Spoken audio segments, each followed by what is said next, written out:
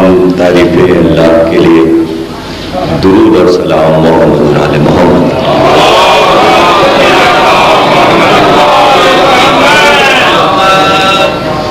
جشن ولادت و سعادت شہزادے علی اکبر صلی اللہ علیہ وسلم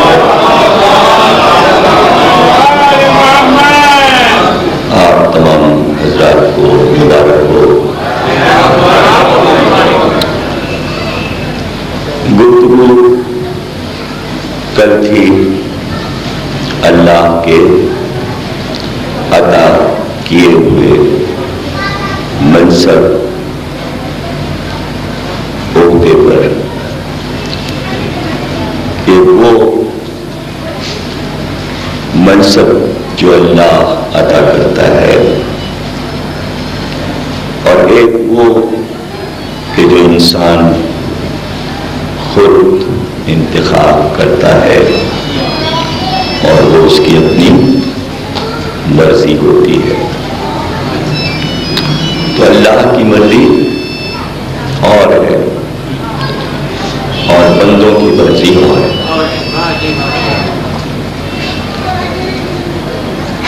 اللہ حکم دیتا ہے کہ یہ کام ہو. حکم میں دو صورتیں ہیں. ایک تو صورت یہ ہے کہ جب وہ حکم دیتا ہے تو کام ہو جاتا ہے, اس پہ عمل ہو جاتا ہے. جو کہا گیا ہے یہ اسی طرح ہو جائے. اور کبھی ایسا ہوتا ہے کہ وہ حکم دیتا ہے کام نہیں ہوتا.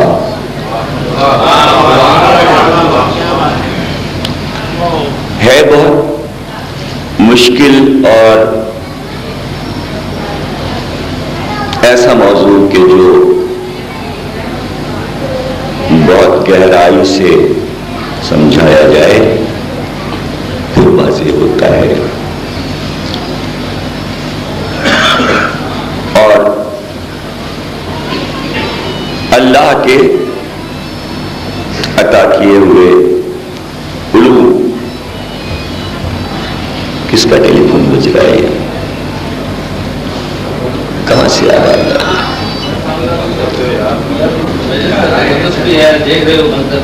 یہ ٹیلی فون آپ مجھے دیں, ادھر لائیں, ادھر لائیں.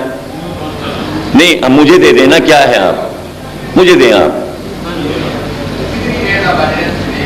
بجے چلا جا رہا ہے, آپ اونچا سنتے ہیں, اس کے معنی آواز ہی نہیں جائے. بند کرو اس کو اور یہ ضبط کر لو ان کا ٹیلی فون. بھیج دینا, یہ کر لے جا کے گھنٹہ کر.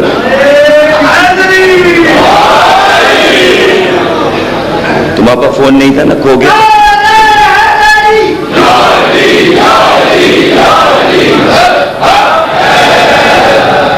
شجاعت کا صدف مینار الماس کہتے ہیں. شجاعت کا صدف مینار الماس کہتے ہیں. غریبوں کا سہارا بے کسوں کی آس کہتے ہیں. یزیدی سازش ہیں جس کے علم کی چھاؤں سے لرزے اسے ارض و سما والے سخی عباس کہتے ہیں. نعرہ حیدری.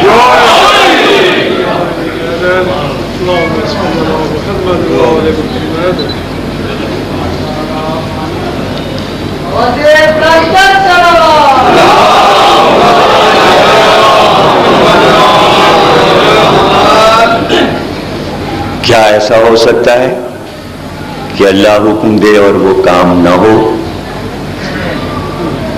ایسا ہو سکتا ہے. اسی پر ہم آج گفتگو کریں گے. پہلا حصہ جو ہے اس پر گفتگو کی کوئی ضرورت نہیں. سیدھی سی بات ہے کہ اللہ نے حکم دیا اور وہ کام ہو گیا اور ہو رہا. جو وہ حکم دیتا ہے وہ کام ہو جاتا ہے. تو یہ تو سب کے بات سمجھ میں آ رہی ہے کہ حکم تو اس کا ہی چلتا ہے. تو اس کو سمجھانا کیا؟ لیکن دوسرا حصہ جو ہے گفتگو اس پر کریں گے کہ حکم دیتا ہے اور عمل نہیں ہو پاتا. پہلے حصے میں اس کی قدرت کا اعلان ہے، حکم دیتا ہے، قادر ہے، کام ہوتا ہے.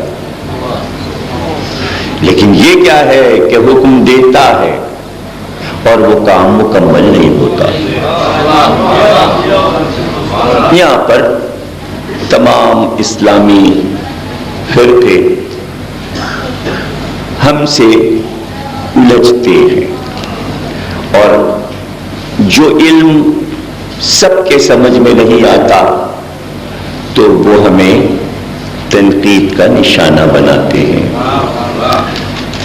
حکم دیتا ہے، کام نہیں ہوتا، یہ پورا علم ہے. اس علم کو کہتے ہیں علم بدا. اس پہ سینکڑوں ہزاروں کتابیں ہیں، لیکن اس علم کو صرف ہم جانتے ہیں، کوئی اسلامی فرقہ نہیں جانتا. جب جانتا نہیں تو مانتا کیسے؟ ماننے کے لیے جاننا ضروری ہے. جب علم کا علم ہی نہیں تو وہ جانے گا کیسے اور اس کو سمجھے گا کیسے؟ علم بدا. علم بدا یہ ہے، حکم دیا، کام نہیں ہوا تو کیا اس کا اختیار ختم ہو گیا؟ کیا اس کی قدرت ختم ہو گئی؟ پھر کام کیوں نہیں ہوا؟ کام کیوں نہیں ہوا؟ کام اس لیے نہیں ہوا کہ اس نے چاہا کہ یہ کام نہ ہو. اب یہ تیسری صورت پیدا ہو گئی. پہلی صورت حکم دیا، عمل ہو گیا. حکم دیا، کام نہیں ہوا. اس لیے نہیں ہوا کہ حکم تو دیا لیکن نہیں چاہا کہ یہ کام ہو. یہ بھی اس کی قدرت ہے، یہ بھی اس کا علم ہے، یہ بھی اس کا ارادہ ہے. تو حکم دیا، کام نہیں ہوا، تو نے خود چاہا کہ یہ کام ادھورا رہ جائے. تو کیا تیرے ارادہ الہی میں، تیرے علم میں جو کام نہیں ہوا، جب حکم جاری ہو چکا اور کام نہیں ہوا تو کیا کبھی نہ ہو سکے گا؟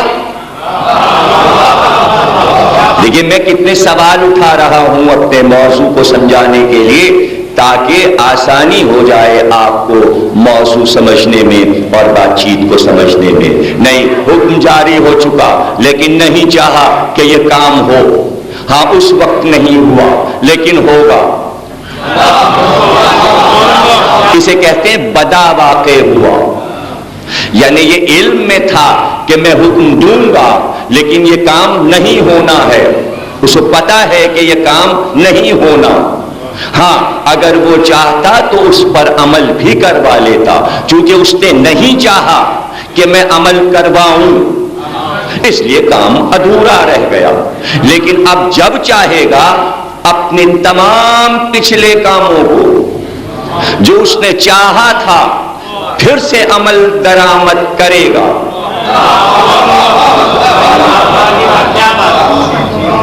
میں اپنی مثالیں بعد میں دوں گا. ایک دم ابھی ایک مثال سامنے آ گئی تو پہلے میں وہ دے دوں. اس نے آئین بنایا اسلامی اور قرآن کی شکل میں اپنے پیغمبر پر اتارا اور حکم دیا کہ یہ آئین مسلمانوں میں جاری کر دو. حکم دیا کہ یہ شریعت مانی جائے، یہ قرآنی شریعت حکومت مانے اور اس کو جاری اور ساری کیا جائے، اس کو نافذ کیا جائے. لیکن وہ نافذ نہ ہو سکا. 1400 سال گزر گئے. ہر حکومت اعلان کرتی ہے ہم نافذ کریں گے، مگر نافذ نہ ہو سکا. اس نے نہیں چاہا کہ یہ نافذ ہو.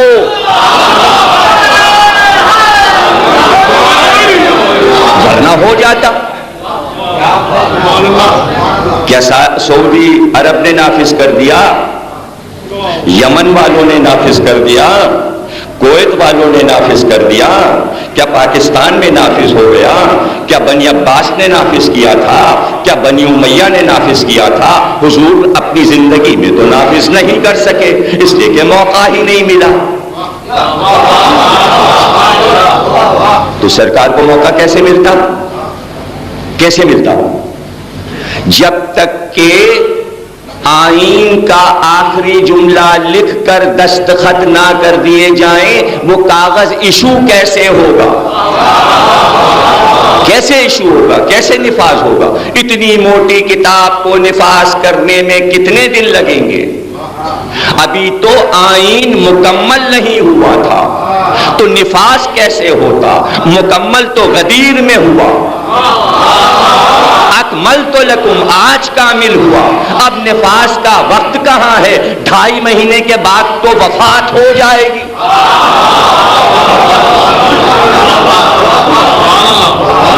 کتاب آئے 23 برس، نفاذ کا وقت 2.5 مہینے، تو 2.5 مہینے میں تو نفاذ نہیں ہو سکتا تھا، تو کیا اس کے بعد سقیفہ میں نفاذ ہو گیا؟ نفاذ تو نہیں ہوا، پورے آئین کو پھیلایا نہیں جا سکا، اس پہ عمل نہیں کرایا جا سکا، اسی کو کہتے ہیں علم بدا۔ چاہا کہ پوری امت قرآن کے ایک ایک لفظ پہ چلے، مگر نہیں چاہا کہ چلے۔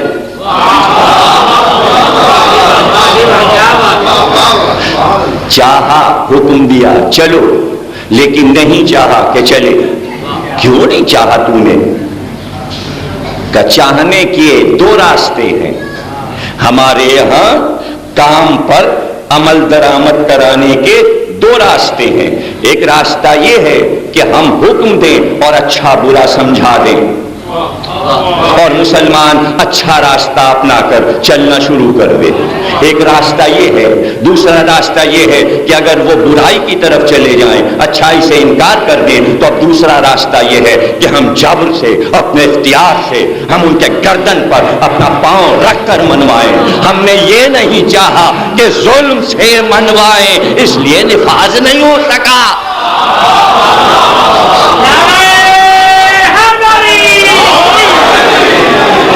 چونکہ ہم عادل ہیں، ظلم ہمارے پاس نہیں ہے، اس لیے ہم نے حکم دیا، کام نہیں ہوا، اس کے معنی ہم نے نہیں چاہا کہ ہم بالجبر کریں لا اکراہ فی الدین۔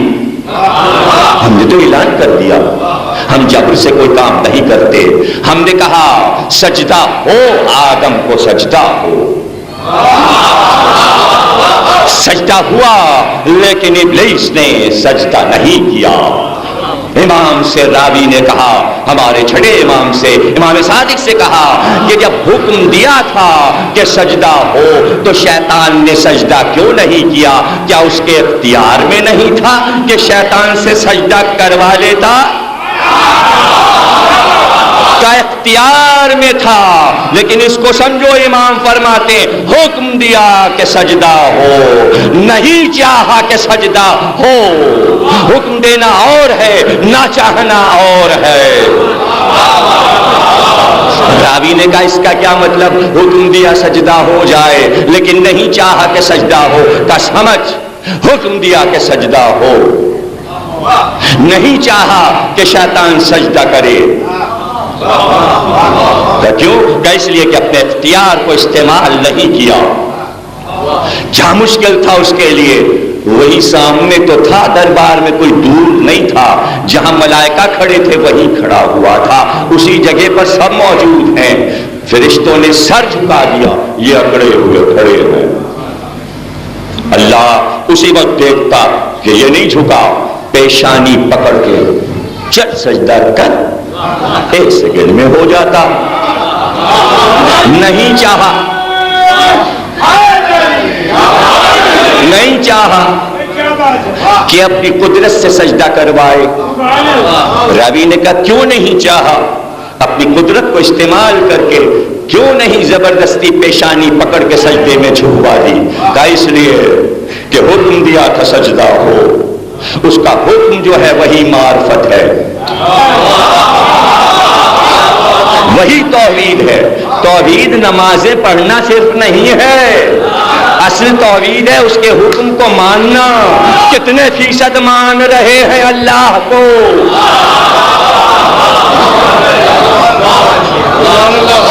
عادتاً نہیں مانا جاتا اللہ کو، فطرتاً مانا جاتا ہے، شجرتاً مانا جاتا ہے، وراثتاً مانا جاتا ہے، مودتاً مانا جاتا ہے، محبتاً مانا جاتا ہے، پنجتاً مانا جاتا ہے.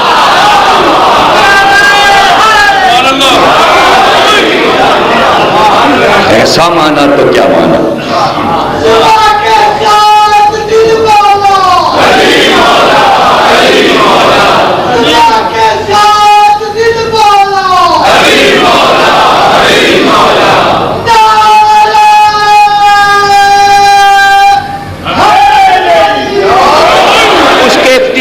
میں تھا کہ پیشانی کو پکڑ کے جھکا دیتا اور کہا دیکھو سجدہ ہو گیا. یہ ہوا سجدہ، اس نے بھی سجدہ کیا. لیکن جیسے ہی پیشانی پکڑ کے اللہ سجدے میں جھکاتا، اب جو سجدے سے سر اٹھاتا تو اکڑ کے کہتا نہیں چلانا، بس زبردستی کروایا.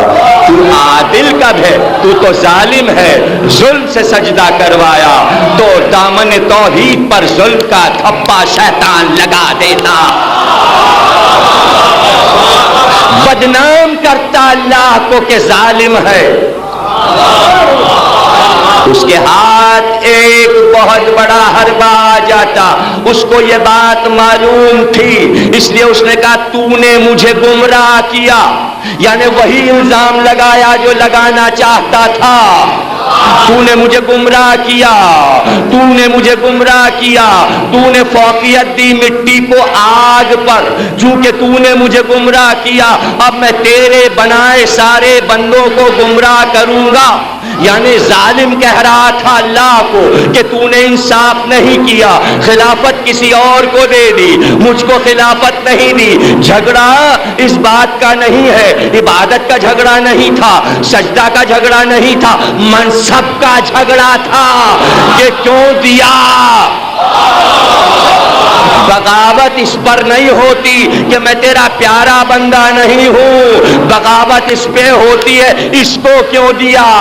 حسد اس پر تھا کہ یہ منصب ہمیں کیوں نہیں ملا، نہیں ملا تو لڑ کے لیں گے، چھین کر لیں گے. تو اللہ نے کہا تم ہمیں ظالم بنانا چاہتے تھے، ہم نے تمہیں ظالم بنا.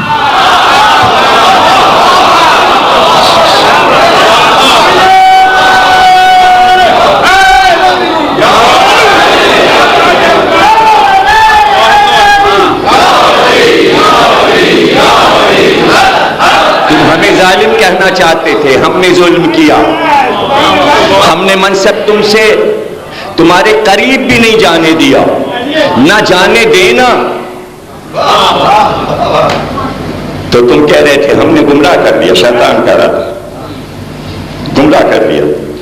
تم ظلم کا الزام ہم پہ لگانا چاہتے تھے، تم کو چھیننا پڑا. جب چھیننا پڑا تو غصب شدہ ہوا. جب غصب شدہ ہوا فارمولن تم ہو گئے ظالم. اعلان بعد میں کیا،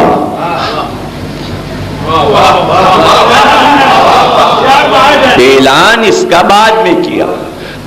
واقعہ ہو چکا، اعلان بعد میں ہوا. بہت دن بعد آدم کے، ابراہیم کے دور میں اصول اب بنایا، اس اصول کا اعلان اب کیا. انی جائلک للناس اماما، ابراہیم ہم نے تمہیں امام بنا دیا.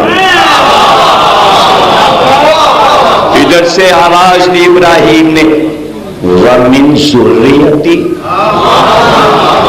کیا یہ عہدہ امامت کا میری اولاد میں بھی جائے گا؟ جواب سیدھا سیدھا ہے ہاں یا نہیں. ہاں جائے گا، نہیں جائے گا. قَالَ لَا يَنَالُ عَهْدِ الظَّالِمِينَ، ہاں میرا یہ امامت کا منصب ظالم نہیں پائیں گے.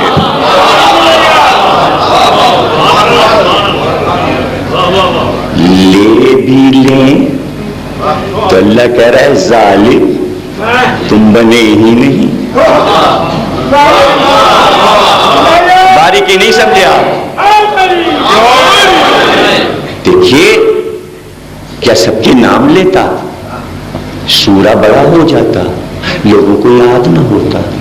اچھا فلاں صاحب بھی ظالم ہے, اچھا فلاں صاحب بھی ظالم ہے. کوئی ایک دو ظالم تھے, فہرست تھی کہ بس ظالم نہیں پائے گا.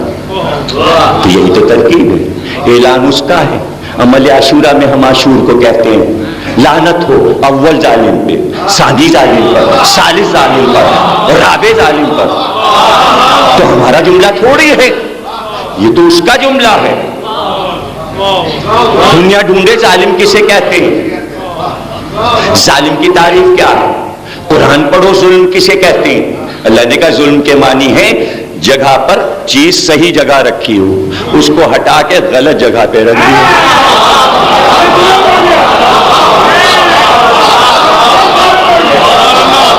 ظلم کے معنی صحیح جگہ سے چیز ہٹا کے غلط جگہ رکھ دینا. اسی کی تو ساری تاریخ ہے اسلام میں کہ جگہ کس کی کہاں کیا جگہ تھی, کون سی جگہ کہاں چلی گئی.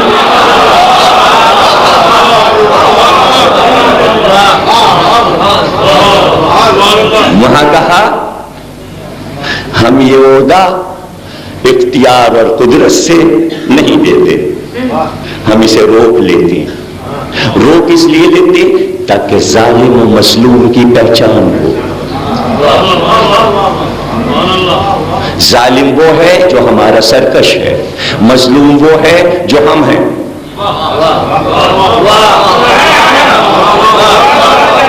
یعنی جس کی جگہ چھینی گئی تو اللہ مظلوم, جگہ چھینی گئی.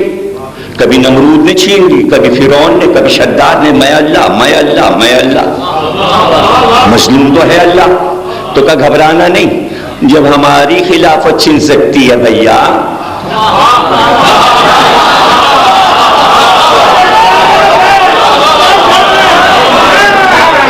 تمہاری بھی چھین سکتی ہے. ہم وہاں چپ اس لیے رہے کہ ہم یہ ثابت کریں کہ فرعون بھی ظالم ہے, نمرود بھی ظالم ہے, شداد بھی ظالم ہے, ہم ظالم نہیں ہیں. تو علی چپ رہنا تاکہ خود ہی دنیا پکارے ظالم ظالم.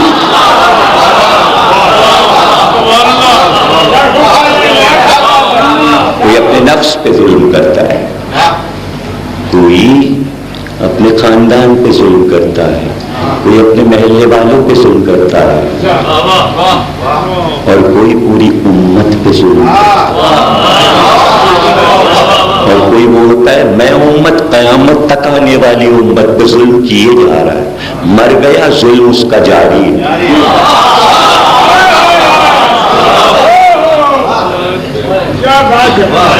یہ قیامت تک ظلم جاری رہے, اس لیے ہم نے پیشانی زبردستی نہیں جھکوائی. ہم حکم دیتے ہیں کہ نفاذ ہو جائے, لیکن ہم زبردستی نفاذ نہیں کرواتے, اس لیے کام رک جاتا. آپ سمجھ رہے نا, اسے کہتے ہیں علم بدا, تاکہ پہچان ہو جائے.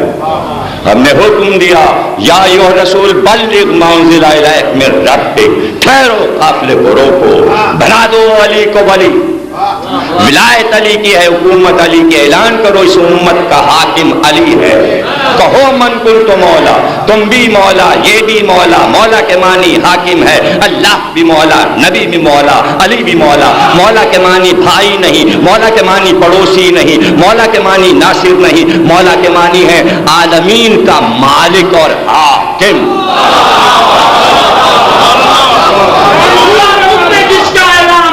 نہیں ہونا ہوا تم پہ جس کا اعلان امیر المومنین ہونا, وہی جتنا ہے سلطان فلک فخر زمین ہونا.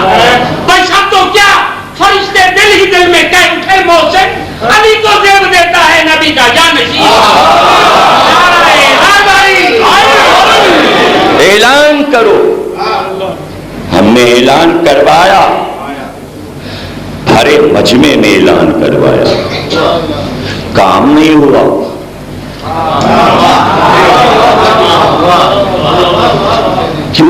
کیوں نہیں ہوا؟ کیا نہیں چاہا. کہاں نہیں چاہا؟ علم بدا. تو کیا کبھی نہیں ہوگا پروردگار؟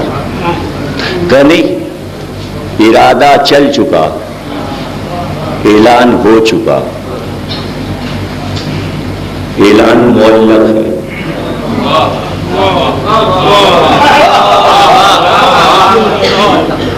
یہ معلق ہے. کسی وقت بھی نفاذ ہو جائے. نفاذ تم سے قریب ہے، نفاذ تمہارے سر پر ہے. فمن حاجک فیہ من بعد ما جاءک من العلم فقل تعالوا ندعو ابناءنا وابناءکم نساءنا ونساءکم انفسنا وانفسکم ثم نبتہل فنجعل لعنت اللہ علی الکاذبین. یہ چلی ہماری لعنت. نفاذ لعنت کا ہو چکا. جس پہ آ رہی تھی وہ بھاگے. کہنے لگے نہیں بھیا ہم تو ایمان لائے. یہ کہہ دے تو پہاڑ اپنی جگہ چھوڑ کے بھاگو بھاگو بھاگو. وہ آ رہی لعنت، بھاگو بھاگو. وہ بھاگ گئے، لعنت یوں رک گئی. لعنت نے ادھر ادھر دیکھا بلندی سے. کہاں گئے؟ ابھی تو یہاں تھے. اللہ نے کہا رک جا. نفاذ ہو چکا، حکم آسمان سے آ چکا. جس پہ ہونی تھی وہ بھاگ چکے. لعنت رک گئی. کب تک رکی رہوں؟ کب تک لٹکی رہوں؟ لٹکی رہے قیامت تک لٹکی رہے. کب تک رکی رہوں؟ کیا یہاں مباہلے کے میدان میں یہیں رکی رہوں؟ کا نفاذ ہو چکا. میں نے نہیں چاہا کہ عیسائیوں پر اس وقت بجلی بن کے گرے، اس لیے کہ وہ گئے، وہ وڈرا ہو گئے، وہ رکی ہوئی ہے. کہ تو پھر میرا کیا ہوگا؟ کہ کچھ بھی نہیں. جہاں یہ آل محمد بیٹھے ہیں 5 ان کے مقابل آئے تھے. جب وہ مقابل سے ہٹ گئے میں نے تجھے روک دیا، نفاذ روک دیا. بس اب یہ دیکھتی رہنا یہاں پہ رک کے جو ان 5 کے مقابل آتی رہے، آتا رہے، آتا رہے. تو گرتی رہے، گرتی رہے، گرتی.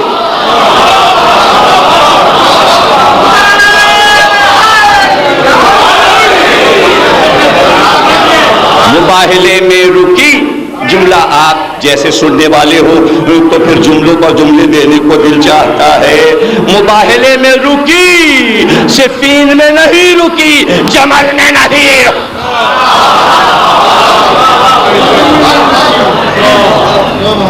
اب تو اس کی مراد آئی. یہ تو نفاس کا دن تھا.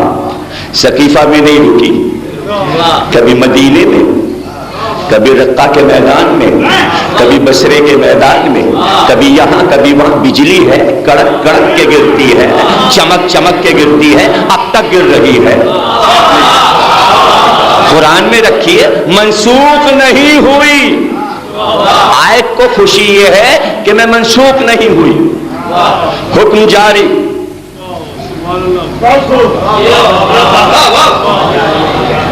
تو پہچانتی کیسے ہے؟ کہ پہچان مجھ میں رکھی ہے. کیا؟ لعنت اللہ علی الکاذبین. میں بڑے آرام سے ایک بار سچوں کو دیکھتی ہوں، پھر ادھر کے چہرے دیکھتی میں کہتا یہ جھوٹا ہے، اس پہ گرنا ہے. پہچان تو مجھ میں ہے. تو ایک چھوٹی سی مثال سے میں نے بات سمجھا دی، لیکن ایک بہت بڑی سامنے کی مثال دے دوں تاکہ علم بدا سمجھ میں آ جائے. میں نے ابراہیم کو حکم دیا بیٹے کو ذبح کرو. چھری گردن پہ رکھ دی گئی، حکم تھا ذبح کرو. دمبا آ گیا، حکم رک گیا. علم بدا واقع ہو گیا. حکم دیا، کام نہیں ہوا. تو کیا نہیں چاہا؟ ہاں نہیں چاہا. وہ تو آگے کی آیت میں ہے. اس لیے کہ ابراہیم کو تشویش ہو گئی، تبھی تو علم بدا بنا. یہیں سے علم بدا قرآن سے نکلا ہے. علم بدا کہیں الگ سے نہیں آیا، قرآن سے ہی نکلا ہے. اس لیے کہ ابراہیم نے پوچھا کیا تو نے قربانی قبول نہیں کی؟ کہاں قبول کی؟ کہا تو پھر چھری کیوں رک گئی اور اسماعیل کی گردن کیوں نہیں کٹی؟ کہا ہم نے اس ذبیحے کو ذبح عظیم سے بدل دیا. یعنی کام ہوگا، ابھی نہیں ہوگا مگر ہوگا.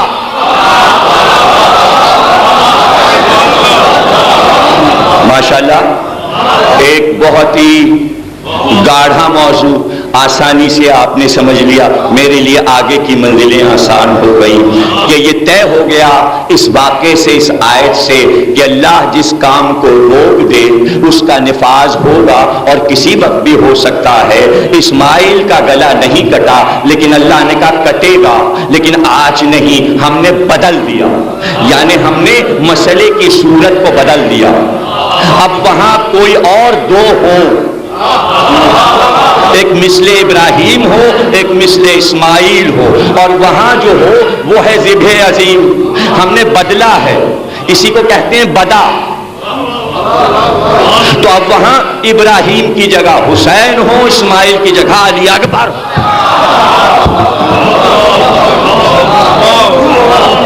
یہ ہے ذبح عظیم.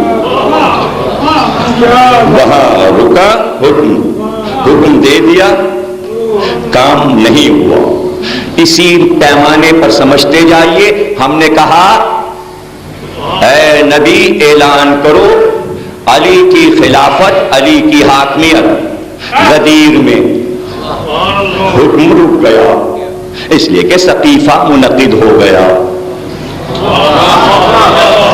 تو کیا رک گیا؟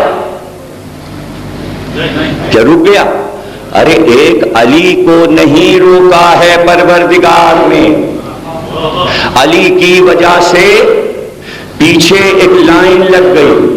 علی رکے, حسن کی حکومت بھی رکی, اس کے پیچھے حسین کی حکومت رکی. بھائی توجہ کیجیے گا, غدیر کے بعد علی رکے, حاکم نہیں ہے, تخت پہ نہیں بیٹھے, نفاذ نہیں کر رہے ہیں.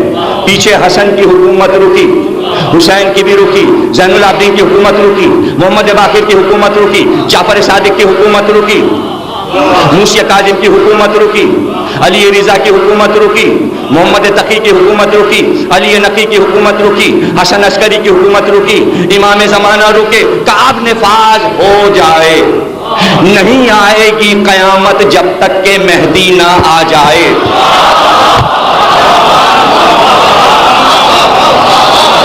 غدیر رکی ہے مہدی کے لیے. یعنی ہم ایک ایسی صورت سے غلبے کے ساتھ غدیر کو لانا چاہتے ہیں جس طرح ہم لانا چاہتے تھے. اس وقت ہم نے نہیں چاہا کہ تلوار کے زور سے یہ ہو, لیکن اب وہ شرط ختم ہو گئی. مہدی تلوار چلے, خلافت کے نظام کے لیے چلے, جو تمہیں نہ مانے گردن اڑا دو. یہی علی بھی کر سکتے تھے, مگر 11 رکے 12ویں کے لیے کہ تو گردن کاٹتے جانا اور کہتے جانا یہ ہے غدیر, یہ ہے غدیر, یہ ہے غدیر. یہ ہے ولایت علی, یہ ہے ولایت علی. اسے کہتے ہیں ولایت ائمہ معصومین. جو میں نفاذ کر رہا ہوں تو اب تنہا نہیں آئے, قرآن آیا. قرآن آیا تو کہا دیکھو نفاذ یوں ہوتا ہے. آئین کا نفاذ رکا تھا, محمد نے نہیں کیا تھا, تو محمد کے ہاتھ سے نفاذ کروائے گا. اسی کا نام رکھا ہے ظہور, اسی کا نام رکھا ہے رجت. چونکہ 11 رکے ایک غدیر کی وجہ سے اور 11 حکومت نہیں کر سکے, اس لیے رجت ہو. رجت میں سب آئیں اور پھر سب کی حکومت باری باری ہو. اسے کہتے ہیں رجت. جس کام کو دنیا میں روک دیتا ہے بعد میں کامل کرتا ہے. اس لیے قیامت رکھا کہ اے علی کے چاہنے والوں, کوئی تمہیں زبان سے اذیت دے گا, کوئی تمہیں تلوار سے اذیت دے گا, کوئی تمہیں پریشان کرے گا, تو کیا تمہیں پریشانی کے لیے پیدا کیا ہے؟ نہیں. ہم چاہتے تو بلاؤں کو تم سے روک دیتے, مصائب کو تم سے روک دیتے. قیامت کا دن یوم دین اس لیے رکھا کہ جو ظلم تم پر ہو رہے تھے اور ہم نے نہیں روکا, آج ہم بدلہ تمہارا لے کر دکھائیں کہ کیسے روکا جاتا ہے.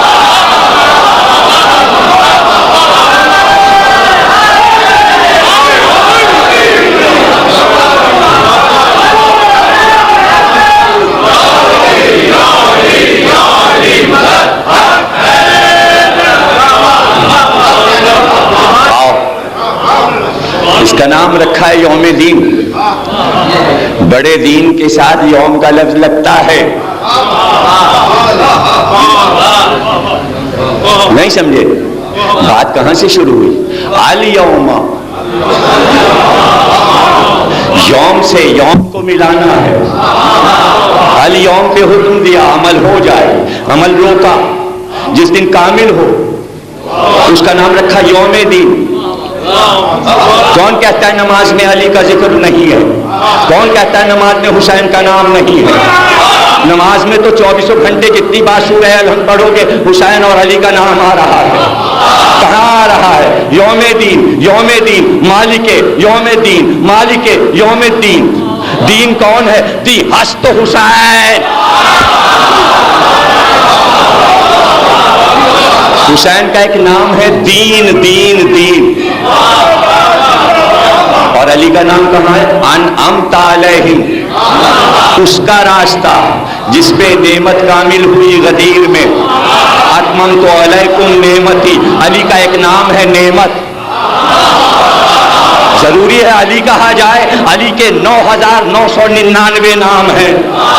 جو سا چاہے نام لے لو، چاہے علی کہو، چاہے ایلیا کہو، چاہے حیدر کہو، چاہے زرغام کہو، چاہے صفدر کہو، چاہے بوتراب کہو، چاہے اذان کو. جائیے سورہ توبہ اٹھا کے جیسے ہی شروع کریں گے سورہ، حاشیے پہ فرمان علی صاحب اور مقبول احمد صاحب جو اردو کا قرآن حاشیے پہ لکھا ہے، امام زین العابدین اسلام نے فرمایا کہ جہاں آیت آئی اذان من اللہ و رسولہ، یہ اذان ہے اللہ اور رسول کی طرف سے کہ سورہ برات میں یہ کہہ دو کہ ہم بری ہیں. بریوں من اللہ و رسولہ، اللہ اور رسول بری ہیں، برات کرتے ہیں یعنی تبرہ کرتے ہیں. جاؤ علی اعلان کرو. وہاں امام نے فرمایا یہاں آیت میں لفظ اذان جو آیا ہے یہ میرے دادا علی کا نام ہے اذان. معصوم کہہ رہا ہے اذان علی کا ایک نام ہے. آپ کہہ رہے ہو اذان میں نام ہو کہ نہ ہو؟ بچوں والی باتیں، بچوں والی باتیں. تو میں بچکانہ بحثوں میں نہیں پڑھتا بھائی، بڑی بڑی باتیں کرو، بڑی بڑی باتیں کرو. حمد بھی علی کا نام ہے اور علی کا نام ہونا اتنی بڑی بات نہیں ہے. امام زمانہ جس گھر میں پیدا ہوئے اس گھر کا نام ہے بیت الحمد. تو جس کے گھر کی تختی حمد ہو اس کے لیے الحمدللہ کیا مطلب ہے آپ کا؟ آپ چھوٹا کرنا چاہتے ہیں عالم امت کو، بڑی ہستی کو چھوٹا نہیں کرتے. ہماری کیا مجال کہ ہم یہ کہیں یہ علی کا ہے، یہ علی کی چیز ہے. نہیں، فکر کو سمجھیے. چوتھی خلافت علی کی اختیار، اقتدار. ابن ابی الحدید معتزلی سے پوچھا شارح نہج البلاغہ، اس نے کہا بھائی ان کی تو اپنی حکومت ہو گئی تھی تو پھر فدق کیوں نہ لے لیا؟ جس کے اتنا بڑا جھنجٹ ہوا، جھگڑا ہوا، مقدمہ ہوا، جب 4 سال اپنے آئے تو لے لیتے. اپنے قبضے میں تھا، فدق لے کے بچوں کو دے دیتے. حسن حسین کو کہتے یہ تمہارے ماں کا حق ہے، لو یہ باغ فدق ہے. جھگڑا ختم.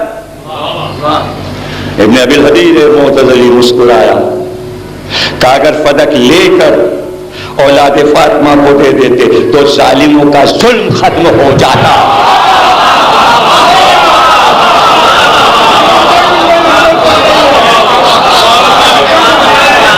یہ اصل مسئلہ یہ ہے بھائی، دولت نہیں چاہیے اولاد رسول کو، چہرے پہچانوانا ضروری ہے. دولت سے بڑا کام یہ ہے کہ صورت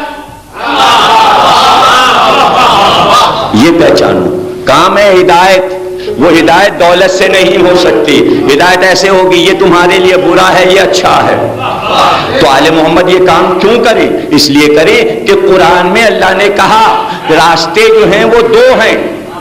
اچھا تو ہی اعلان کر رہا 2 راستے ہیں، تو کہ بس ایک راستہ ہے. چلو ادھر سامنے آؤ، کراچی سے آئے، پیچھے سے واہ واہ کر رہے ہو، صلوات پڑھیے گا۔ ذل رضا صاحب بہت مشہور شاعر کراچی کے، دیر میں آئے ورنہ آپ ان کا کلام سنتے، کل آ جانا جلدی، ایک سلامیہ ملتان والوں کو سنا دے گا، سمجھا بھائی؟ دولت نہیں ہے مسئلہ آل محمد کا، مسئلہ ہے سورہ الحم کا نفاذ۔ پڑھے آپ کو تو زبانی رٹا ہوا ہے نا سورہ الحم، جیسے آپ کو رٹا ہے وہ کسی کو بھی نہیں رٹا۔ صراط الذین انعمت علیہم، اور پہلے کہہ چکا کانستعین، خبردار اللہ کے علاوہ کسی کو مدد کی طرف نہ دیکھنا، خود ہی اپنی بات کی تردید کی آگے، اللہ کے علاوہ کسی کو نہیں مدد کے لیے پکارنا، اور پھر آگے تردید کریں، لیکن مدد طلب کرو ان سے جن پہ نعمتوں کو کامل کیا، اس لیے کہ راستہ میرا نہیں ہے، صراط الذین انعمت نہیں سمجھے، میں سمجھاؤں گا بھائی۔ ملتان میں بھی دیکھیے، جو ابھی آپ جاؤ گے تو دیکھتے ہوئے جانا، جس سڑک پہ آپ کی گاڑی جا رہی ہے اس کا کیا نام ہے؟ سڑک، شارع، یہ تو ایک نام ہو گیا نا۔ تو ملتان کی ساری سڑکیں سڑک، بھائی ادھر سے جائیے گا فلانے روڈ سے، پتھر دیکھیے گا کیا لکھا اس پہ، عبدالی روڈ،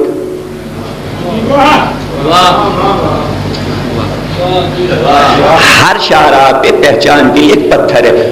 راستہ تو سب راستہ، کون سا راستہ؟ اللہ نے کہا صراط مستقیم، سیدھا راستہ، لیکن سیدھے راستے تو بہت سے ہیں۔ پتھر کون سا لگا ہے؟ روڈ کا نام کیا ہے؟ کہا انعمت علیہم، نعمت والی روڈ۔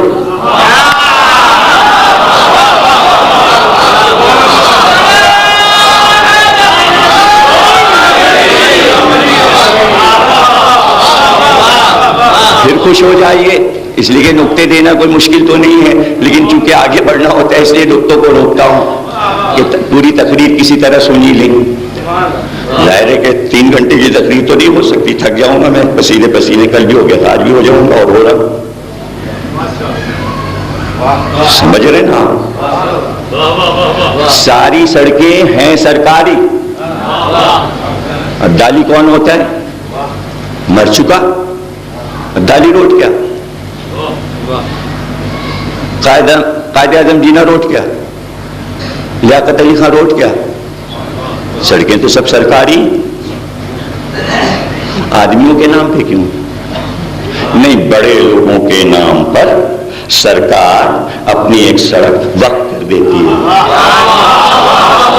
لیکن اگر کسی سرکار کے پاس ایک ہی راستہ ہو، ایک ہی روڈ ہو، اللہ میاں کے پاس ایک ہی روڈ، اس کا نام ہے صراط مستقیم۔ اگر بہت سی سڑکیں ہوتی تو کہتا فلاں روڈ، فلاں روڈ، معاویہ روڈ، یزید روڈ، فلاں پہلے کہہ چکا، روڈ ایک ہی ہے، علی روڈ۔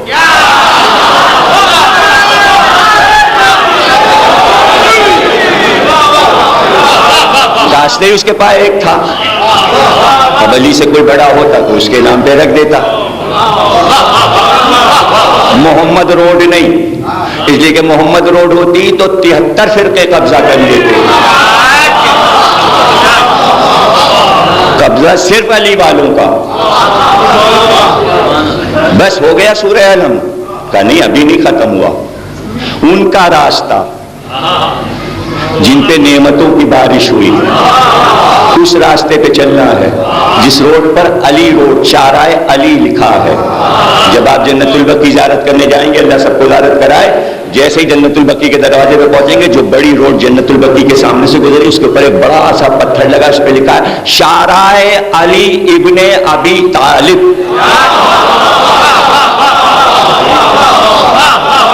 جس کا دل چاہے سعودی عرب میں جا کے دیکھ لیں، میں تو اس کی تصویر بھی لی، شارع علی ابن ابی طالب۔ تو یہ صراط مستقیم کیا ہے؟ شاہراہ علی ابن ابی طالب. ایک ہی راستہ تھا ہمارے پاس نہیں. آگے ان کا راستہ، نعمت والوں کا راستہ، ان کا راستہ نہیں، ان کا.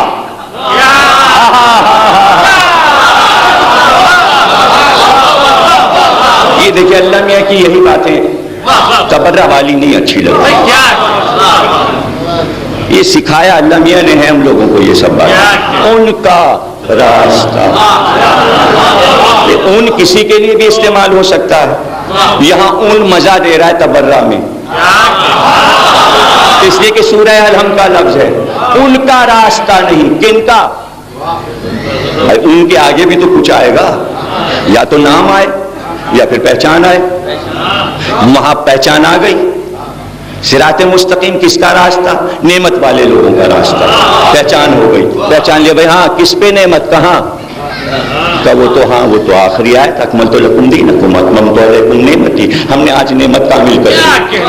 یہ نعمت آئی اور یہ علی کھڑے ہوئے اور نعمت جو ہے وہ آفتاب بن کے سر کے اوپر چھا گئی. حالہ بن گئی آفتاب امامت کا نعمت.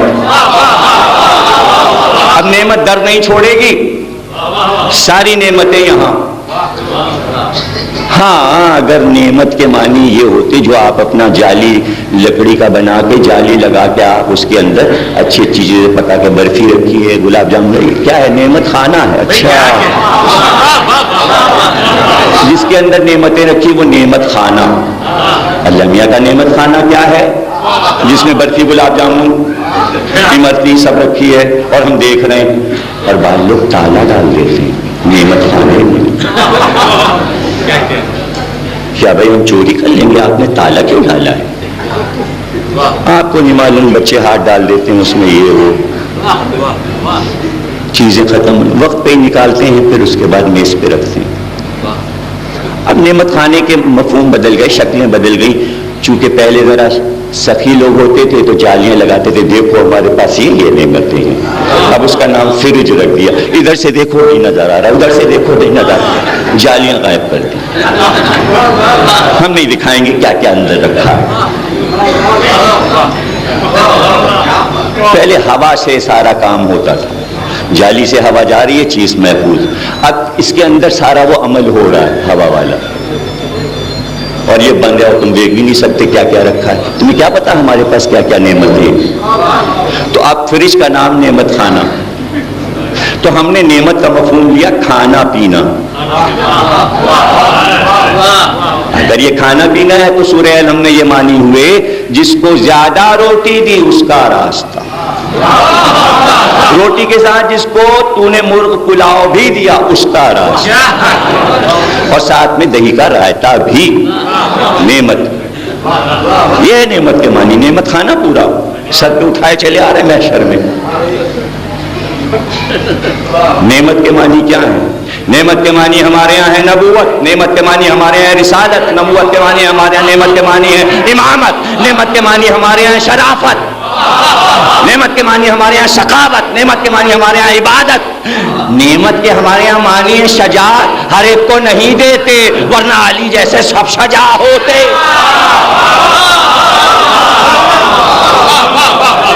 یہ نعمتیں ہم نے جسے دی، جو شجاع نظر آئے، جو سخی نظر آئے، جو شہر علم کا دروازہ نظر آئے، جو امام نظر آئے، جو شجرے میں اعلیٰ نظر آئے، جو صورت میں اچھا نظر آئے، جو سیرت میں اچھا نظر آئے، جو رفتار میں بھی بہترین ہو، جو گفتار میں بھی بہترین ہو، سمجھ جانا نعمتیں یہاں تمام ہو.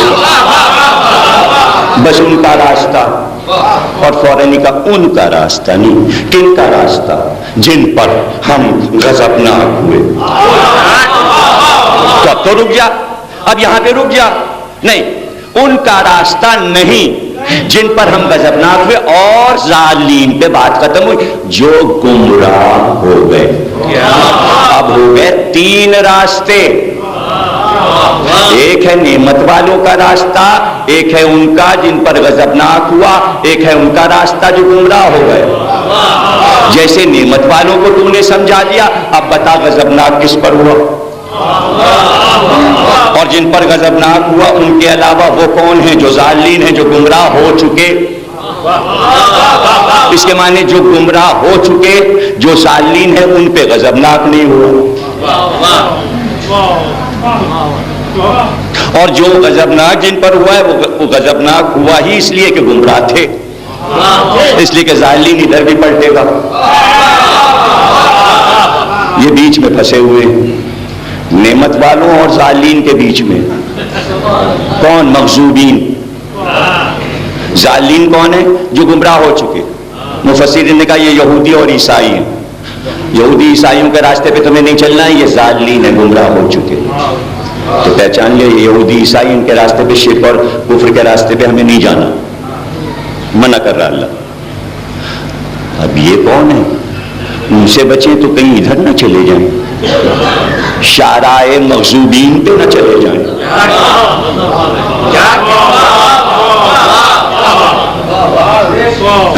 کہیں ادھر نہ چلے جائیں، پہچاننا ہے۔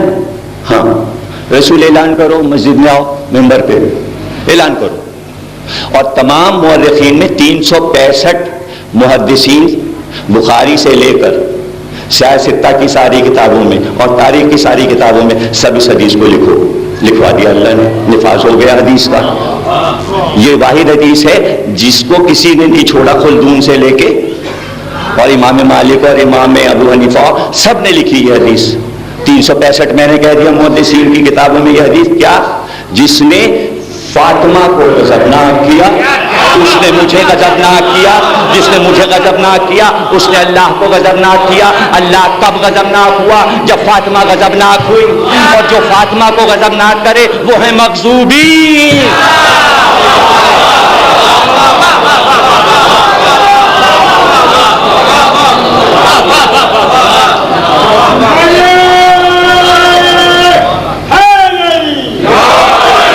اب سمجھ میں بات آئی کہ غدیر نے حکم دیا کہ من کن تو مولا ہو جائے، لیکن بدا واقع ہو گیا، بالجبر نہیں چاہا کہ علی کو میں خلیفہ بناؤں۔ کیوں؟ اس لیے کہ اگر بن جاتے تو سورہ الحم سے مغضوبین اور ضالین کی آیت کو منسوخ کرنا پڑتا، مزہ خراب ہو رہا تھا۔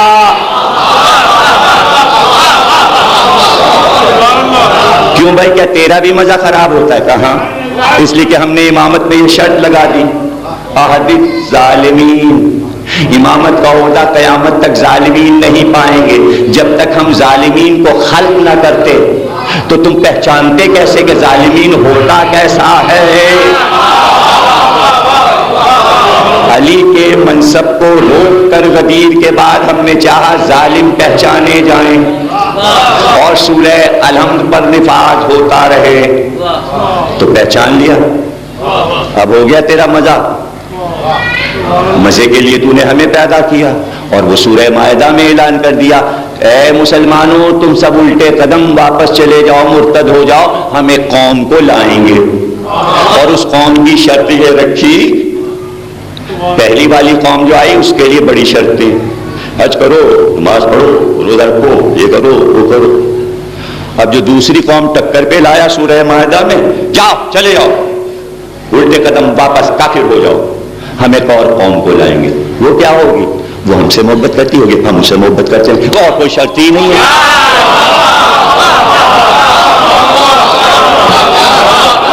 شرط ہے محبت، اور محبت کے معنی یہ ہے کہ ہم اس کے مشن کا تعارف کرواتے رہیں۔ ہم نہ ہوتے تو شارع مغضوبین کون آپ کو بتاتا؟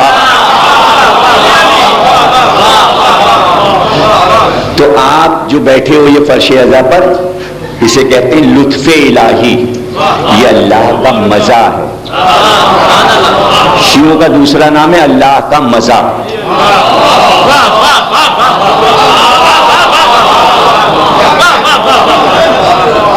خوش ہوتا ہے انہیں دیکھ کے کہ ہمارے مشن کو یہ سمجھا رہے، اس لیے کہ انہیں ہم نے عقلیں دی، نہیں سمجھا؟ یعنی عقل سے کہا جا انسان کے پاس، حکم دیا عقل کو کہ دماغ میں گھس جا، لیکن نہیں گھسی، حکم دیا نفاذ نہیں ہوا، نہیں سمجھے آپ؟ نہیں چاہا کہ انہیں عقل ملے، اور جہاں چاہا وہاں ہے۔ تو ایک سجدہ شکرانہ اسی کا ہو جائے بھائی کہ دی تو کہ یہ سب سمجھ میں آ رہا ہے، اور جہاں نہیں آئی وہ سنے اوپر سے۔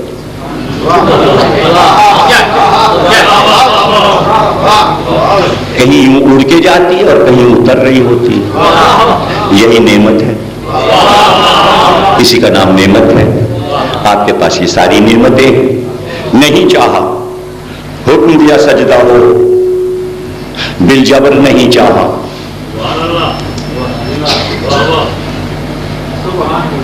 اب ایک حدیث سناتے ہیں آپ کو، بخاری اور مسلم اور شیخ ستہ کی۔ حضرت عائشہ رضی اللہ تعالیٰ عنہ سے کسی نے پوچھا کہ اگر رسول اللہ کے بیٹے قاسم بچ جاتے تو کیا ہوتے؟ آپ نے کہا رسول اللہ نے مجھے خود بھی یہ بات بتائی تھی کہ اگر قاسم بڑے ہوتے، جوان ہوتے، تو صدیق نبی ہوتے۔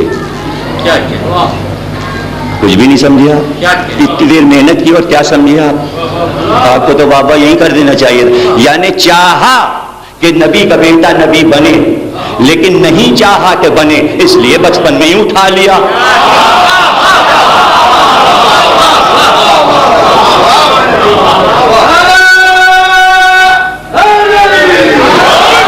اگر بچ جاتے تو نبی ہوتے۔ پھر راوی نے کہا ان سے، اور وہ جو بیٹا آخر میں پیدا ہوا ماریہ قبطیہ سے ابراہیم، کہا ان کے لیے بھی سرکار نے یہی کہا تھا کہ اگر بچ جاتے تو نبی ہوتے، صدیق نبی۔ ہو گئی بات۔ اب ابن ابی الحدید معتزلی جو شارح نہج البلاغہ ہے، اس کی روایت سناتا ہوں، مولا علی سے روایت ہو کر کے لکھتا ہے کہ علی سے کسی نے پوچھا کہ اگر ابراہیم بچ جاتے تو کیا نبی کے بعد یہ امت نبی کا وارث بیٹے کو بنا دیتی؟ علی نے کہا نہیں، اس کو قتل کر دیتی۔ اعلان کیا کہ اگر بچ جاتا تو نبی ہوتا، لیکن بچپن میں اٹھا لیا اس لیے کہ معلوم تھا کہ قتل ہو جائے گا، اس لیے نفاذ نہیں ہوا کہ نبی کے بعد کوئی نبی آئے یا بیٹا وارث بنے۔ تو اب بدا کہاں پہ واقع ہوگا؟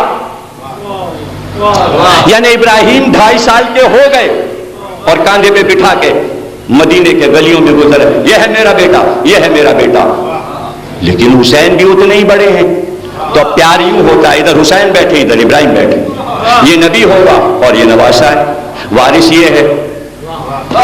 حکم چل چکا کہ اگر بچ گیا تو نبی ہوگا، وارث ابراہیم ہوگا۔ جبریل آئے گا، اللہ کہتا 2 میں سے ایک نعمت آپ رکھ سکتے ہو۔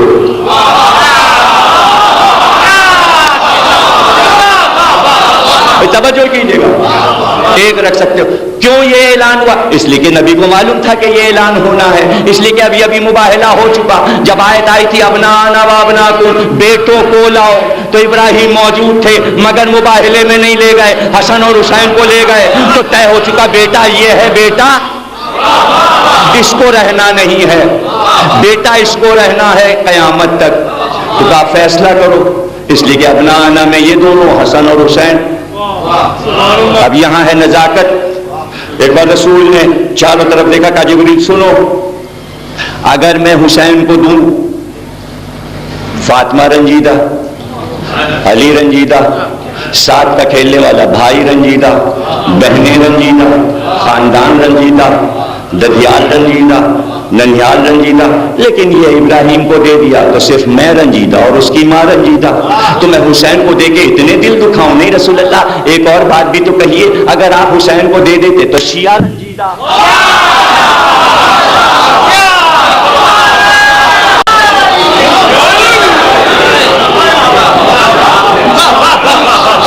انسان کو بیدار تو ہو لینے دو، انسان کو بیدار تو ہو لینے دو، ہر قوم پکارے گی ہمارے۔ لے جاؤ ابراہیم کو، بخار چڑھا، عصر کے وقت وفات ہو گئی، جنت البقیع میں دفن ہو گئے۔ ابھی روایت پوری کہاں ہوئی میرے بھائی؟ ابراہیم کو دفن کر کے آئے، روئے, بہت روئے, قبر پہ روئے. وارث تھا, بیٹا تھا.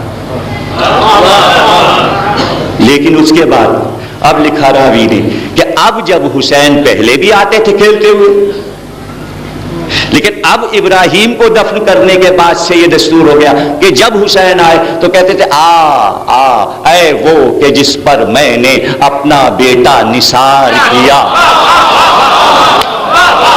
کچھ نہیں سمجھے آپ کہ حسین کس منزل پر ہیں. اگر ابراہیم زندہ رہتے تو صدیق نبی ہوتے, اس کے معنی تھے, اس لیے کہ نبی بچپن میں نبی ہوتا ہے. حسین وہ ہے جس پر نبی کو صدقے کرتا ہے.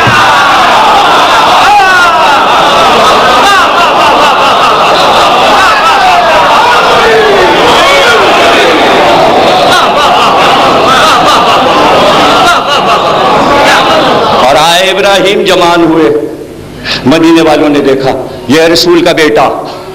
بھئی اب تقریر تو ختم ہو گئی, اب تو آپ کے ہاتھ میں ہے سب کچھ, دعا تک پہنچنا تو آپ کے ہاتھ میں ہے, جملہ ضائع تو کرنا نہیں کوئی. اب آپ کو تقریر تو خاتمے پہ پہنچ گئی. ابراہیم جوان ہوئے, مدینے کی گلی میں آئے, لوگوں نے مجمع لگایا, ارے دیکھو نبی کا بیٹا آ رہا, ارے دیکھو یہ تو رفتار میں بھی محمد, یہ تو گفتار میں بھی محمد, اس کی تو شکل بھی, زلفیں بھی محمد والی, آنکھیں بھی محمد والی, چہرہ بھی محمد والا, چال بھی محمد والی.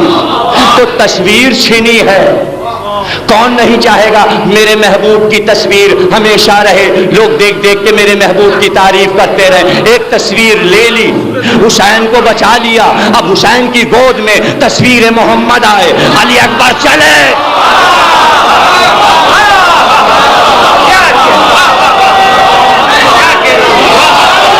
علی اکبر چلے. دنیا نے کہا وہی زلفیں, وہی آنکھیں, وہی چہرہ, وہی رفتار, وہی گفتار. اور جب چلے تو خود امامت نے آواز دی, ان اللہ اصطفیٰ آدم و نوحً وعلی ابراہیم وعلی عمران علی العالمین. پروردگار گواہ رہنا, تو نے مصطفیٰ بنایا, انتخاب کیا آدم کا, نوح کا, آل ابراہیم کا, آل عمران کا, عالمین میں الحمدللہ رب العالمین.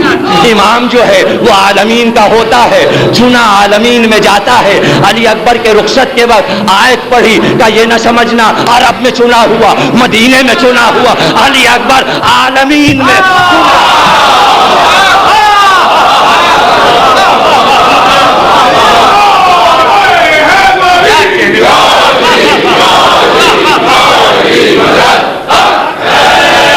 جشن علی اکبر.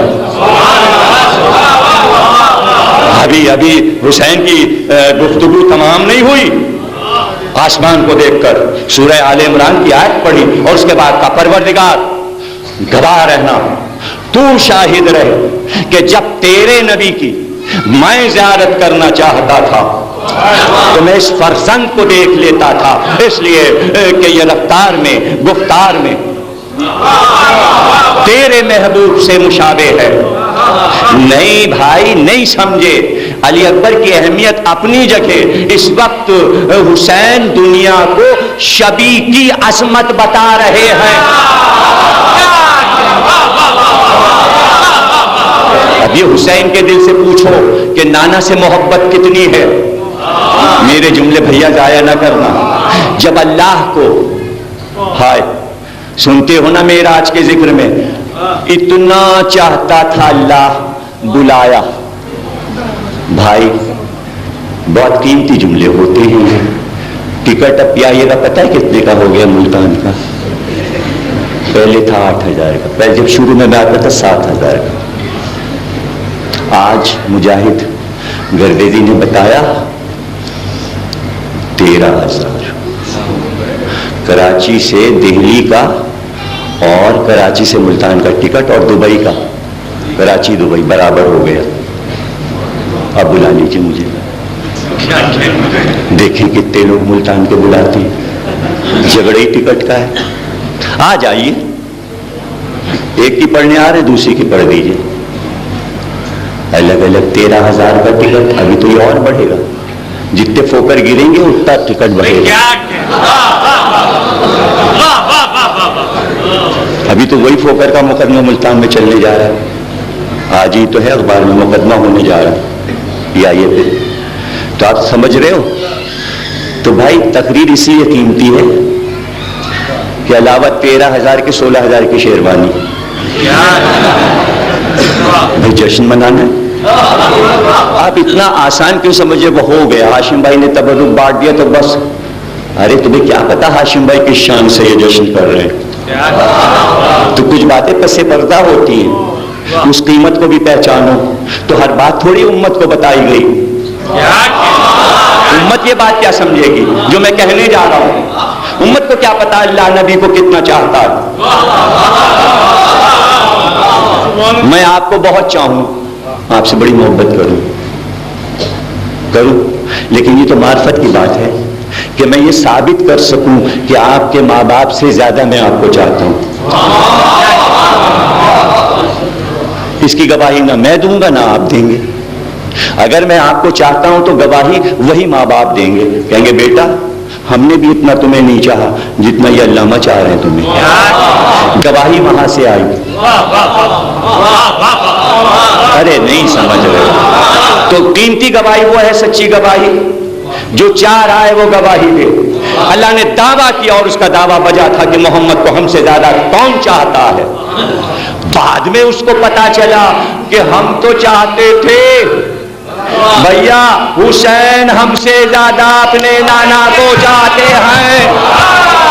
ہائے ہائے ہائے، کہاں سمجھے اتنا چاہتا تھا کہ شب معراج بلایا، آخر میں 11 ہجری میں کہا بس آ جاؤ چین نہیں پڑتا، بھیج چکا دنیا میں واپس آؤ، بغیر تمہارے چین نہیں پڑتا. جب بلا لیا محمد کو، مڑ کے دیکھا حسین کا کیا ہوگا، فوراً کا تصویر تمہارے پاس یا علی اکبر. حسین تمہاری تسلی کے لیے ہر ایک کو تصویر محمد نہیں دی گئی، چونکہ حسین بہت محمد کو چاہتے تھے اس لیے اللہ نے تسلی کے لیے ایک تصویر دے دی. تو علی اکبر صرف ایک بیٹا نہیں ہے، یہ بیٹا نہیں جا رہا ہے، یہ عالمین کا انتخاب جا رہا ہے. عالمین رب کے ہیں، اس کے ہیں علی اکبر. حسین بہت سے ہوئے، یوسف بھی حسین ہے، داؤد بھی حسین ہے، یحییٰ زکریا بھی خوبصورت ہے. یہ حسن اور ہے، یہ حسن اور ہے. اس حسن کو سمجھنے کے لیے زلیخا کو سمجھنا پڑے گا، سورہ یوسف پڑھنا پڑے گا.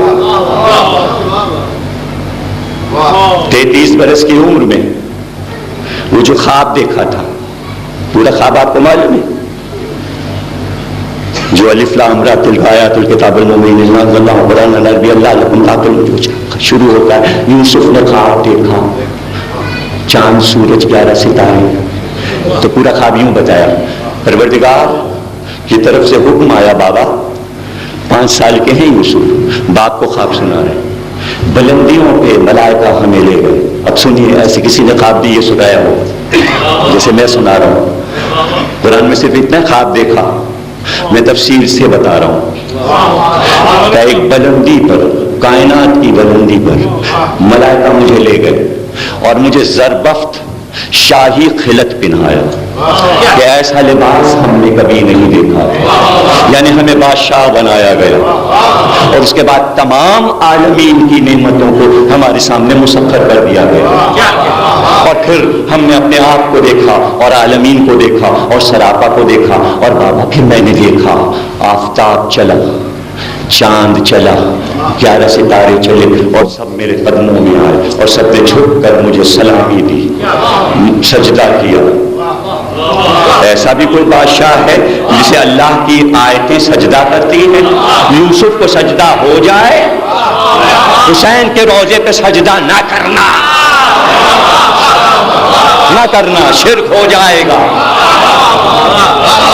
وہاں شرک نہیں ہوتا، وہاں اللہ کی نشانیاں سجدہ کرتی ہیں اور خود اللہ اعلان کرتا ہے تم نے خواب جو دیکھا یہ کسی کو بتانا نہ، تمہیں نعمتیں ملنے والی ہیں. کیا نعمت ملنے والی ہے؟ نبوت. قریب ہے کہ اللہ تمہیں نعمت سے سرفراز کرائے، یعنی تمہیں نبی بنائے، تمہیں نبوت دے، یہ ہے نعمت۔ لیکن چونکہ خواب دیکھا تھا، تعبیر پوری ہونی تھی، اس لیے 33 برس کی عمر میں عزیز مصر بادشاہ مصر نے یوسف کو بلا کر خزانوں کی کنجیاں دے دی، کہا یہ ملک تم چلاؤ، ہم کیا جانے کب قحط پڑنے والا ہے اور کب رعایا کے دکھ درد کو سمجھنا ہے، تم تو سب کچھ جانتے ہو۔ پتہ چلا حاکم وہ بنتا ہے جو دلوں کا حال جانے، جو مستقبل کو سمجھے۔ بادشاہ عقلمند تھا، اس نے اپنی خلافت اٹھا کے یوسف کو دے دی۔ کہیں خلافت لے لی جاتی ہے اللہ کے عظیم بندوں سے، اور کہیں ایسا کافر بادشاہ مصر کا پیش کر دیتا ہے، کاش مکے اور مدینے والے بھی عزیز مصر کے جیسے ہوتے۔ یہ تو سورہ یوسف ہے، یہ سلطنت کا ہم بادشاہ عدل پر نظام رکھیں گے، اس حکومت کا۔ سلطنت دے کے مر گیا، نام تاریخ میں کرا گیا، یوسف بادشاہ ہو گئے بلا شرکت غیرے، بڑا ملک یوسف کو مل گیا، جو تجھ کو شام اس بادشاہ کا تھا وہ یوسف کو سب ملا، خلعت، شاہی لباس، گارڈ آف آنر، دربان، حاجب، غلام، قمیضیں، محل، قصر، پورا لشکر، خزانہ۔ اب جو چلتے تو اسی بادشاہ کی شان سے، کہاں قیدی، کہاں زلیخا کے گھر میں غلام، اور کہاں آج بادشاہ، اور اسی شاہانہ انداز سے سواری چلی اور راستے سے گزری، کان میں آواز آئی، یوسف یوسف یوسف، یہ کون اتنی لطیف آواز سے مجھے پکار رہا ہے؟ سرکار یہ وہی عورت ہے جس کا نام زلیخا ہے، جس نے آپ پر بری نظر ڈالی تھی، جس نے آپ کا دامن پھاڑا تھا، جس کی وجہ سے آپ قید میں ڈالے گئے تھے۔ چلیے سواری آگے بڑھائیے، ٹھہراؤ سواری، کدھر ہے اس کو بلاؤ، دربار لگاؤ، ہم تخت پہ آتے ہیں، اسے لے کے آؤ۔ شاہانہ دربار میں تخت پہ بیٹھے، سامنے ایک بوڑھی عورت، بال سن سفید، آنکھیں اندھی، لاٹھی کے سہارے چل رہی تھی، راستہ نظر نہیں آ رہا تھا اس لیے کہ اندھی ہو چکی، کمر جھکی ہوئی، گردن بوڑھی عورت کی ہلتی ہوئی، آ کے سامنے رکی۔ یوسف نے صرف پہلا جملہ جو کہا ہوئے، تو ہے زلیخا، تو زلیخا ہے؟ کہاں میں ہی زلیخا ہوں، تو بہت خوبصورت تھی، حسین تھی، کہاں ہے وہ تیرا حسن، کہاں ہے وہ تیری زیبائی، وہ کالے بال، وہ حسین چہرہ، وہ قد و قامت، تو بوڑھی ہو گئی، چہرے پہ جھریاں آ گئی، بال سفید ہو گئی، یہ ہوا کیا؟ کہ تمہاری وجہ سے ہوا۔ لہجہ بدل گیا، اب رعایا نہیں ہے، اب اس کو اپنی حاکمیت یاد آ گئی کہ میں حاکم تھی، یہ غلام تھے، تو لہجہ وہی اختیار کیا۔ زلیخا نے وہی شاہانہ لہجہ، تمہاری وجہ سے ہوا۔ میری وجہ سے کیوں ہوا؟ کہ سنو یوسف، جب میں نے تمہیں دیکھا، تفسیر قرآن ہے، سب کچھ بتانا چاہیے اس میں کیا ہے، میں اپنی دلیل استدلال تک پہنچنا چاہتا ہوں، کوئی پریشانی تو نہیں ہو رہی آپ کو؟ یوسف، جب ہم نے پہلی بار تمہیں دیکھا، ہم یہ سمجھتے تھے کہ ہم سے زیادہ خوبصورت اللہ نے دنیا میں کسی کو بنایا ہی نہیں، یہ حسین کی ادا ہوتی ہے، آئینہ دیکھا بس ہم ہی ہم ہیں بھائی، اسی سے تو پہچان ہوتی ہے کہ حسین کی پہچان ہی غرور ہے، ہم ہیں۔ ہم یہ سمجھتے تھے کہ ہم سے زیادہ خوبصورت کوئی نہیں ہے، لیکن جب ہم نے تمہیں دیکھا تو ہم حیران ہوئے کہ یا ہم خوبصورت ہیں یا تم خوبصورت ہو۔ چونکہ ہمیں کبھی یقین ہی نہ آتا اگر ہم تمہیں نہ دیکھتے کہ اللہ نے کوئی اور بھی حسین بنایا ہے، اس لیے تم میرا جواب تھے حسن میں، اس لیے تم سے مجھے عشق ہو گیا، اور ہمارے ہاتھ میں وہ عشق نہیں تھا، اور تمہاری محبت میں ہم نے تمہیں قید تک پہنچا دیا، اور پھر ہماری سلطنت جو تھی وہ بگڑ گئی، شوہر ہمارا مر گیا، ہم نان شبینہ کو محتاج ہو گئے، ہم امیر نہ رہے، تمہارے عشق میں ہر وقت تمہیں پکارتے پکارتے چہرے پہ جھریاں آ گئی، حسن ختم ہوا، کمر جھک گئی، بال سفید ہو گئے، روتے روتے آنکھیں اندھی ہو گئیں، ہم اب تک تمہیں نہیں بھول سکے، یا تم خوبصورت تھے یا ہم خوبصورت تھے۔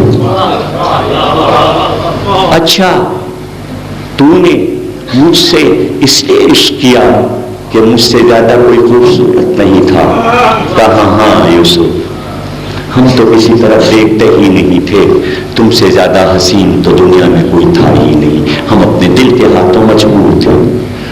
کہا میرے حسن پر تو اتنی دیوانی ہو گئی، کہیں اگر تو نبی آخر محمد کو دیکھ لیتی تو تیرا کیا عالم ہوگا؟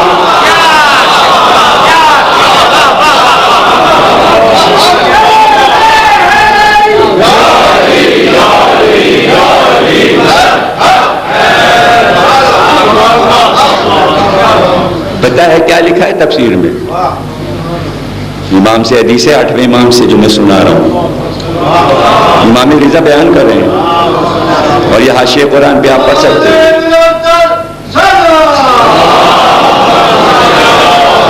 بھائی غور سے سننا میں کیا کہنے جا رہا ہوں، امام کے جملے دہرانے جا رہا ہوں، میں ایک معرفت کے ساتھ سننا۔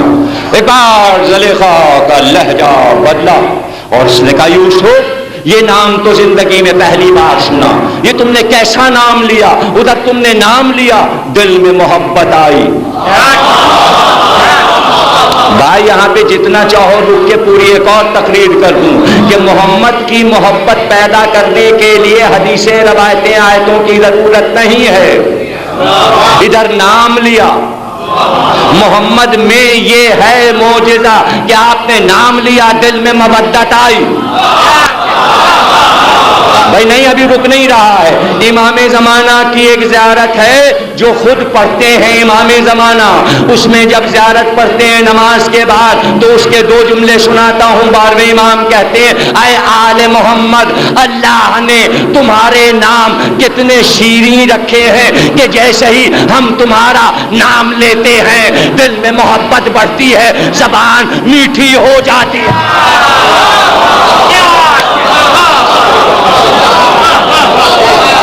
کیا میٹھا لفظ ہے محمد، کیا میٹھا لفظ ہے علی، کیا میٹھا لفظ ہے فاطمہ، کیا میٹھا لفظ ہے حسن اور حسین، مٹھاس ہے، شیرینی ہے۔ نام لیا، دل میں محبت آئی، لیکن ابھی محمد کی بات ہو رہی ہے۔ ایک بار زلیخا نے کہا تم نے نام لیا، دل میں محبت آئی، تم نے نام لیا، دل میں محبت آئی۔ ادھر اس نے درود پڑھا دل میں، ادھر اللہ نے جبریل سے کہا فوراً جا، اللہ نے کہا جبریل فوراً جا۔ زلیخا کی وہ جوانی، جبریل تجھے یاد ہے، پلٹا جوانی کو پلٹا۔ اب جو دیکھا یوسف نے، اب بوڑھی عورت نہیں تھی، وہی زلیخا، وہی 16 برس پہلے والی زلیخا، وہی حسین عورت۔ کہ یہ کیا ہوا؟ جبریل نے کہا حکم الہی سے اس کی جوانی پلٹا دی گئی۔ کہا جبریل کیوں؟ کہا اللہ کہتا ہے جو میرے نبی میرے محبوب سے سچی محبت کرتا ہے ہم اس کا بڑھاپا جوانی سے بدل دیتے ہیں۔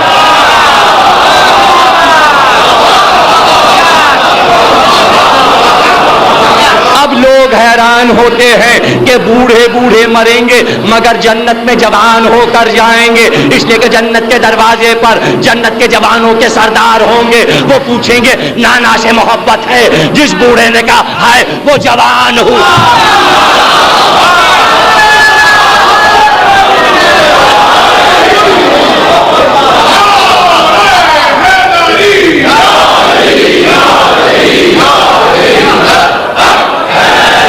اگر آپ سن رہے ہو دلچسپی سے تو میں 5-10 منٹ بڑھا دوں۔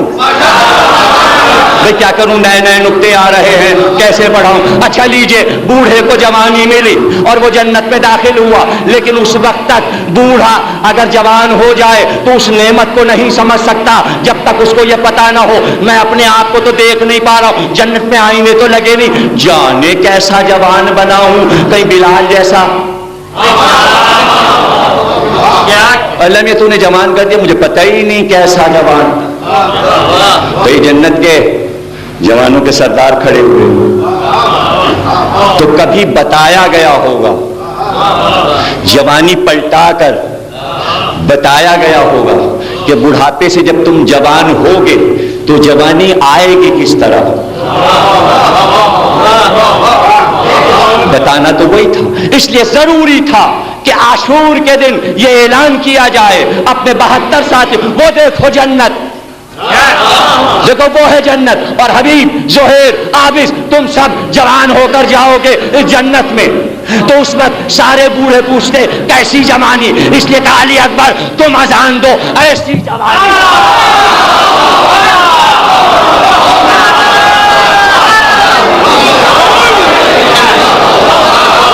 آئیڈیل جوانی، پتہ چلا ایسا کوئی جوانی ہی نہیں ہوا، شبیہ محمد نام وہ، صورت ایسی، اس نے محبت کا اقرار کیا، ہم نے اس کی جوانی پلٹا دی، ایسے ہی حبیب کی جوانی کربلا میں پلٹائی، ایسے ہی زہیر کی جوانی پلٹائی، اور پھر آپ سب کی جوانی پلٹے گی۔ شرط ہے محبت۔ زلیخا کون ہے؟ جوانی آئی، پیغام دیا، رشتہ یوسف نے دیا، 40 دن انکار کیا، گھر جاتے رہے، اس نے نکاح نہیں کیا، کہ پروردگار پہلے خود شادی کرنا چاہتی تھی، آج میں چاہتا ہوں، منع کر رہی ہے، 40 دن ہو گئے مان نہیں رہی، کہ 40 دن میں ہی تو سب کچھ گزر جاتا ہے، اسی لیے تو انسان کا 40واں ہوتا ہے۔ کہ پروردگار کیوں؟ کہ اب جاؤ 40ویں دن اقرار کرے گی، کہ تو 40 دن کیوں نہ ہوا؟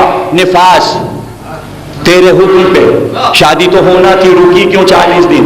کہ اس لیے تاکہ 40 دن اس کے زلیخا میں جو تم پہ گزری ہے تم یہ تصور کر سکو کہ ساری زندگی تمہارے اس میں زلیخا پہ کیا گزری، ہو گیا احساس، کہاں سمجھ گیا، تاکہ اس کی سچی محبت کو تم سمجھ سکو۔ یوسف جیسے نبی کی بیوی بنی، 2 بیٹے ہوئے، بڑا بیٹا افراہیم، سلطنت اسے ملی، 2 بیٹوں کی ماں بنی، 1 بیٹی، بیٹی کا نام راہمہ، راہمہ کی شادی جناب ایوب سے ہوئی، یہ ہے زلیخا کی اولاد۔ اللہ نے بتایا کہ جب ہم کسی کو نبی کی بیوی بناتے ہیں، اگر وہ نبی سے سچی محبت کرے تو ہم جوانی پلٹا کے اولاد دیتے ہیں، اور اگر اس کو نبی سے محبت نہیں ہوتی تو اولاد دے کر نبی کی اولاد کی ماں نہیں بنا۔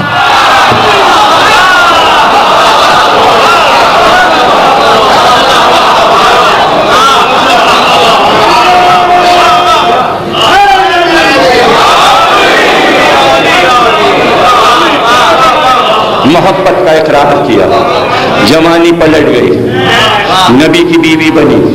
محبت کا راز یہ تھا، محبت نبی سے محبت، وہ نبی خود حکم دے میری اولاد سے محبت کرو، قل لا اسألکم علیہ اجرا الا المودۃ فی القربى، حدیث نہیں ہے، آیت ہے، اللہ نے حکم دیا اعلان کرو، اپنی طرف سے نبی نہیں کہہ رہا ہے میری اولاد سے محبت، اللہ کہہ رہا ہے کہو، قل کہو، حکم دو، اس کو حکم بناؤ، اور حکم واجب ہے اس لیے کہ قل ہے،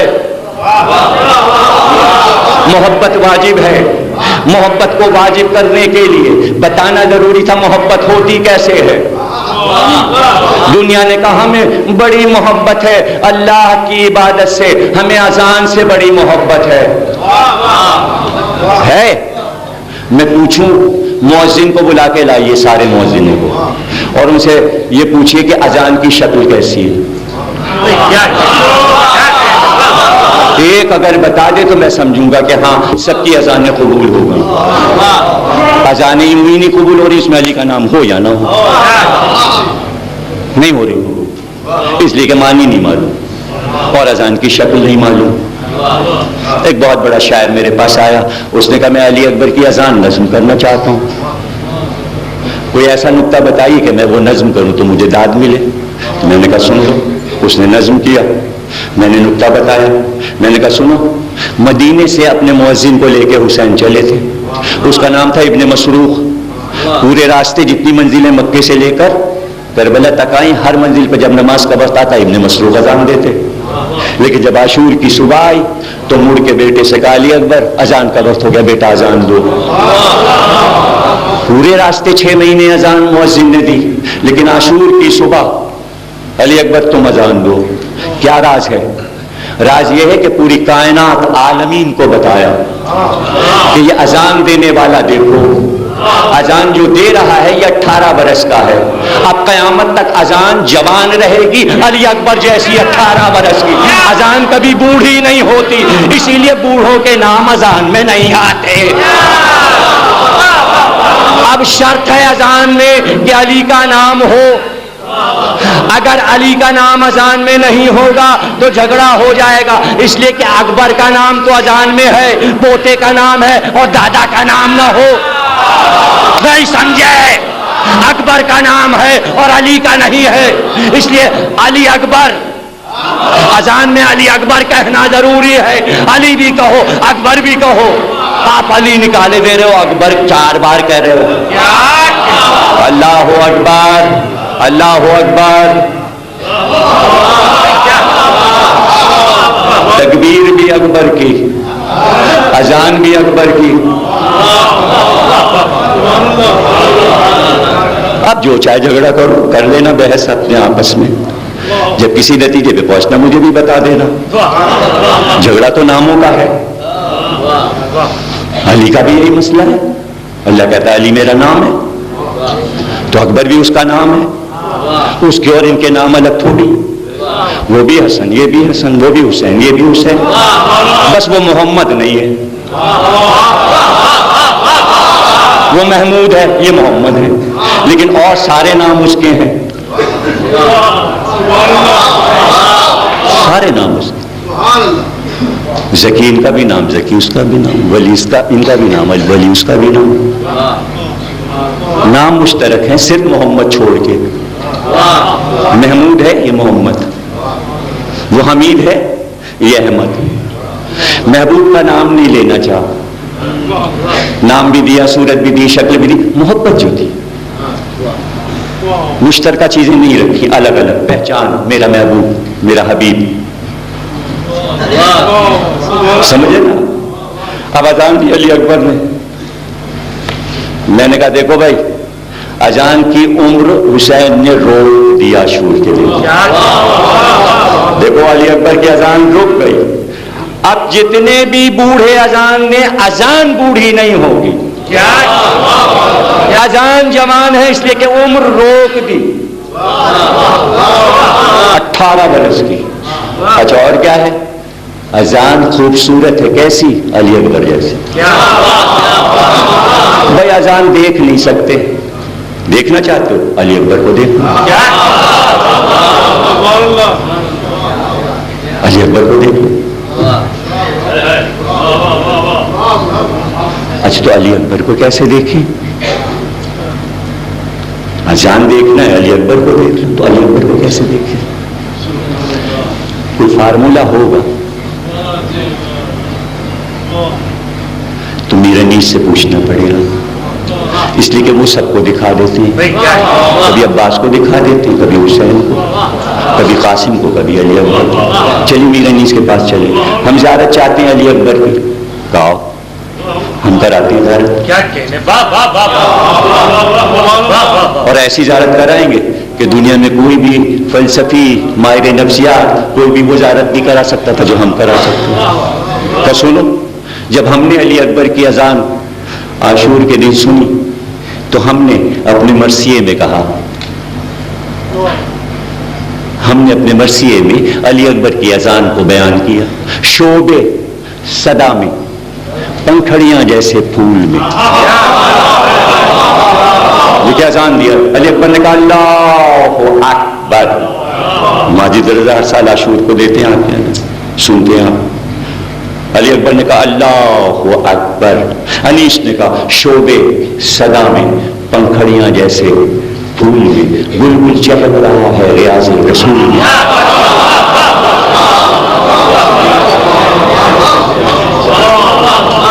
سب چھوڑ دیجئے، بلبل ریاض، ریاض باپ کو کہتے ہیں. ایک لفظ لیجئے بس، شعبے صدا میں پنکھڑیاں جیسے پھول میں. اسے اردو میں کہتے تشبیہ. یہ چہرہ چاند جیسا. صدا میں جو شعبے ہیں، اب یہ شعبے سائنس سے سمجھاؤں گا آپ کو، اور آپ کے لیے سمجھنا مشکل نہیں ہے. دیکھیے، آپ کسی ریڈیو پاکستان کہیں بھی جائیے، آواز بتاتے ہیں گراف سے. یہ دیکھ رہے ہیں نا آپ، یہ ایسے ایسے ایسے ہے، یہ بنا ہوا ہے. اس کو ایک کو کہتے ہیں شعبہ، یہ ایک شعبہ، اور یہ ایک پنکھڑی ہے، یہ ایک حصہ شعبہ. جب آواز بنتی ہے تو اس کے شعبے بنتے ہیں. جب آپ بولتے ہو تو فضا میں جیسے گلاب کے پھول کی طرح آواز ایسے سیدھی تیر کی طرح نہیں جاتی، بلکہ پھول بناتی ہوئی آواز آپ کے کان تک میری آ رہی ہے. آواز کا ایک پھول بنتا ہے، اسے کہتے ہیں آواز کے شعبے یعنی پنکھڑیاں. وہ کہہ رہے ہیں علی اکبر کے اذان کی آواز کے شعبے ایسے تھے جیسے گلاب کے پھول کی پنکھڑیاں ہوتی ہیں. آواز کو تشبیہ دی گلاب کے پھول سے. اذان دیکھنا ہے تو علی اکبر دیکھو، علی اکبر کو دیکھنا ہے تو گلاب کا پھول دیکھو. اچھا، یہ ہے گلاب کا پھول. انیس کہتے ہیں یہ ہے گلاب کا پھول، اور یہ ہے علی اکبر کی اذان. یہ گلاب کا پھول سامنے رکھا، یہی ہے علی اکبر کی اذان. یہ پھول آواز کیسے بنے گا اور ہم سنیں گے کیسے؟ تو ایک جگہ پھر میر انیس نے کہا کہ پنجتن کے فضائل بے قیاس ہیں، پانچوں حواس یہاں آپ بے حواس ہیں. پانچ حواس کون کون سے ہیں؟ ناطقہ، باصرہ، سامعہ، شامہ، لامسہ. کتنے ہو گئے؟ 5. پنجتن والے ہیں. 5 حواس نہ ہو تو آپ دنیا میں کوئی کام نہیں کر سکتے. ایک ہے دیکھنا، ایک حص دیکھنا، حواس دیکھنا، سننا، بولنا، سونگنا، محسوس کرنا. یہ گرم ہے، یہ ٹھنڈا ہے. آنکھ سے دیکھا، یہ کالا سفید ہرا لال. آواز سنی، اچھی خراب، یہ گدھے کی آواز ہے اور یہ بلبل کی آواز. سامعہ، آنکھ، اچھا منظر، بولے اچھا لفظ، خوشبو، یہ شمامت العنبر، یہ موتیا، یہ بیلا. اچھا، خوب پہچانتے ہو آپ، ہر پھول کی خوشبو جانتے ہو. شامہ. یہ ساری حصے اللہ نے دی، 5 حصے. علی اکبر کی اذان میر انیس نے 1400 برس کے بعد آپ کو 5 حواسوں سے سنائی. کا یہ ہے گلاب کا پھول سامنے رکھا ہے، یہ ہے علی اکبر کی اذان کی آواز. کا آپ دیکھو، باصرہ سے دیکھو کتنا خوبصورت ہے اس کا رنگ، اتنی خوبصورت رنگین تھی اذان. ایک حص اٹھاؤ، اسے سونگو، کیا اچھی خوشبو ہے. ایسی تھی خوشبو علی اکبر کی اذان میں شام. اچھا، دہن، دہن ذرا ایک پنکھڑی توڑ کے چکھو، یہ تو میٹھی ہے، گلقند ہے، اتنی شیریں تھی علی اکبر کی. اچھا ذرا چھو کے دیکھو، ارے یہ تو مخمل سے بھی زیادہ نرم ہے. ہاں، اتنی نرم تھی علی اکبر کی آواز. کا یہ تو رہ گیا، یہ اس کا عرق ڈال لو، کان میں گلاب کا عرق گھلے گا. 5 حصوں سے گلاب کو سمجھو، گلاب سمجھ میں آئے تو علی اکبر کی اذان سمجھو. جب اذان اتنی حسین ہے تو علی اکبر کیسے؟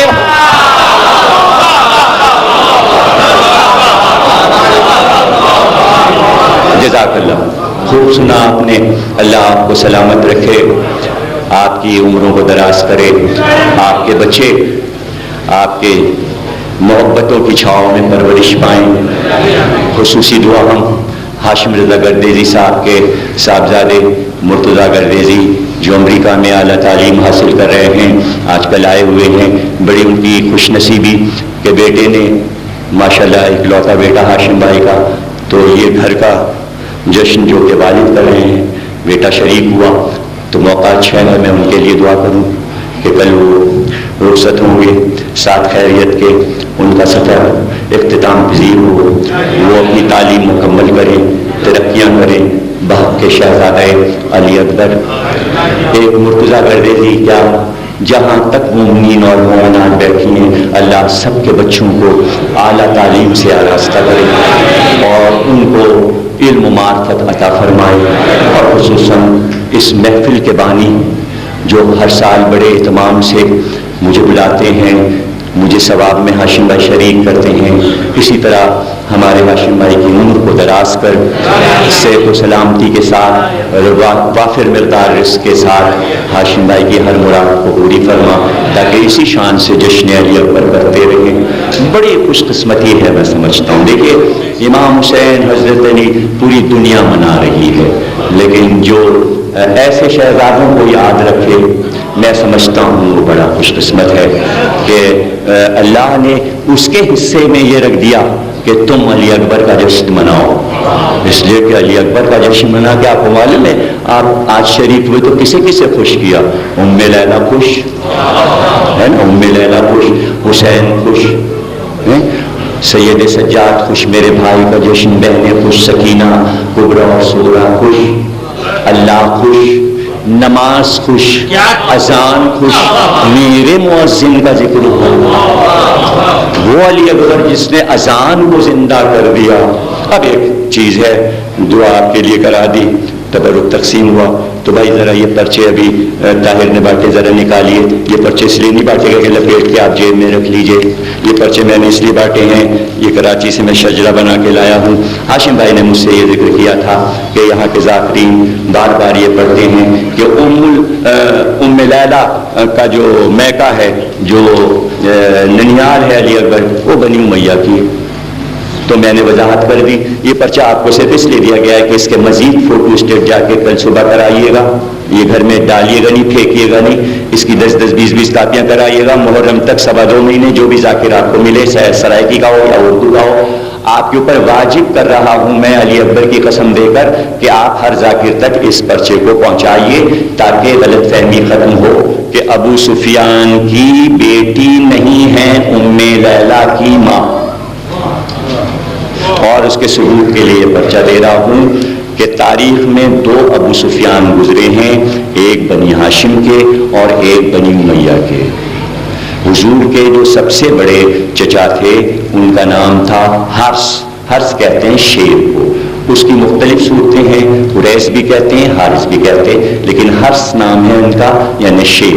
ये अब्दुल मुत्तलिब के सबसे बड़े बेटे हैं। जब उन्होंने जमजम को तलाश किया था तो इन्होंने साथ में खोदा था, बाप और बेटे मिलकर जमजम को तलाश कर रहे थे। पूरे अरब ने, पूरे मक्के ने मजाक उड़ाया था, देखो 2 आदमी मिलकर खुदाई कर रहे हैं और ये जमजम तलाश करेंगे, तो इनका तो कोई मददगार भी नहीं है। तो उस वक्त जलाल के आलम में अब्दुल मुत्तलिब ने अल्लाह से दुआ की कि मुझको 12 बेटे अता कर और मुझे इतनी औलाद दे कि सब देख कर जलें, हसद करें।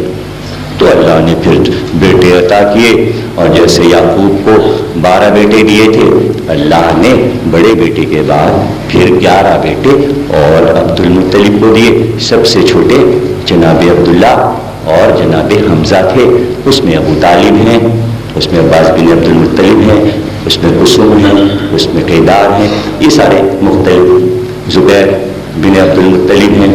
तो ये सारे भाई जनाब अब्दुल्ला के, अली और रसूल के चचा, ये सारे लोग हैं, एक अबू तालिब की नस्ल में, एक अब्दुल्ला की नस्ल में। तो ये हारिस जो हैं और जो हर्ष हैं, तो इनके सबसे बड़े बेटे का नाम था अबू सुफियान, और ये कुन्नियत थी, नाम मुगीरा था, लेकिन कुन्नियत अबू सुफियान थी। ये उस अबू सुफियान से पहले इनका नाम रखा गया, इनकी नकल में वो अबू सुफियान बना।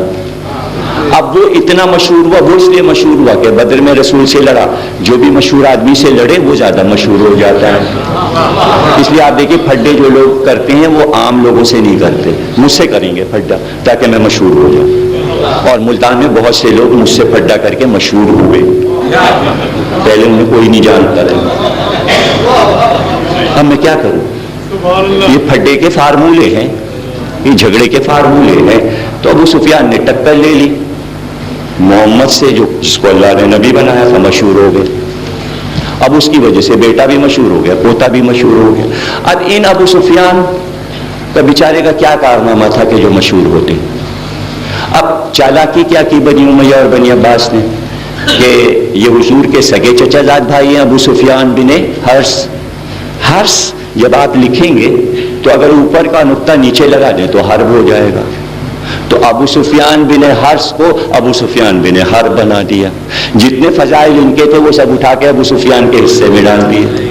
جنگ حنین میں یہ ابو سفیان رسول اللہ کے گھوڑے عقاب کی، جس پر کربلا میں علی اکبر سوار تھے، لجام پکڑے تھے اور قصیدہ پڑھ رہے تھے، یہ محمد ہے، یہ عبد المطلب کا پوتا ہے، یہ عبداللہ کا بیٹا ہے. لوگوں نے تاریخ میں لکھا وہ ابو سفیان معاویہ کے ابا یزید کے دادا حنین میں نہیں بھاگے تھے، وہ رسول اللہ کو چھوڑ کے نہیں بھاگے. حالانکہ وہ پہاڑی پہ چڑھا ہوا تھا. وہ ابو سفیان یہ تھے جو حضور کے سگے چچا زاد بھائی ہیں. لیکن ہر لڑائی میں صرف خاندان کے لوگ نہیں بھاگے، ورنہ سب بھاگے. یہ سیدھا سا فارمولہ ہے. علی نہیں بھاگے، حمزہ کبھی نہیں بھاگے، عبیدہ کبھی نہیں بھاگے. تو ان ابو سفیان جن کا نام مغیرہ ہے، ان کی 6 بیٹیاں تھیں. سب سے بڑی بیٹی میمونہ تھی اور چھوٹی آمنہ تھی. تو میمونہ جو تھیں ان کی شادی ابو مرہ سے ہوئی جو بنی ثقیف کے سردار تھے، اور مرہ جو تھے وہ عروہ کے بیٹے تھے. عروہ جو ہے وہ مسعود ثقفی کے بیٹے تھے، اور مسعود جو ہے وہ معبد کے بیٹے تھے. اور یہ جو ہیں عروہ، یہ جناب مختار کے والد کے سگے چچا زاد بھائی ہیں.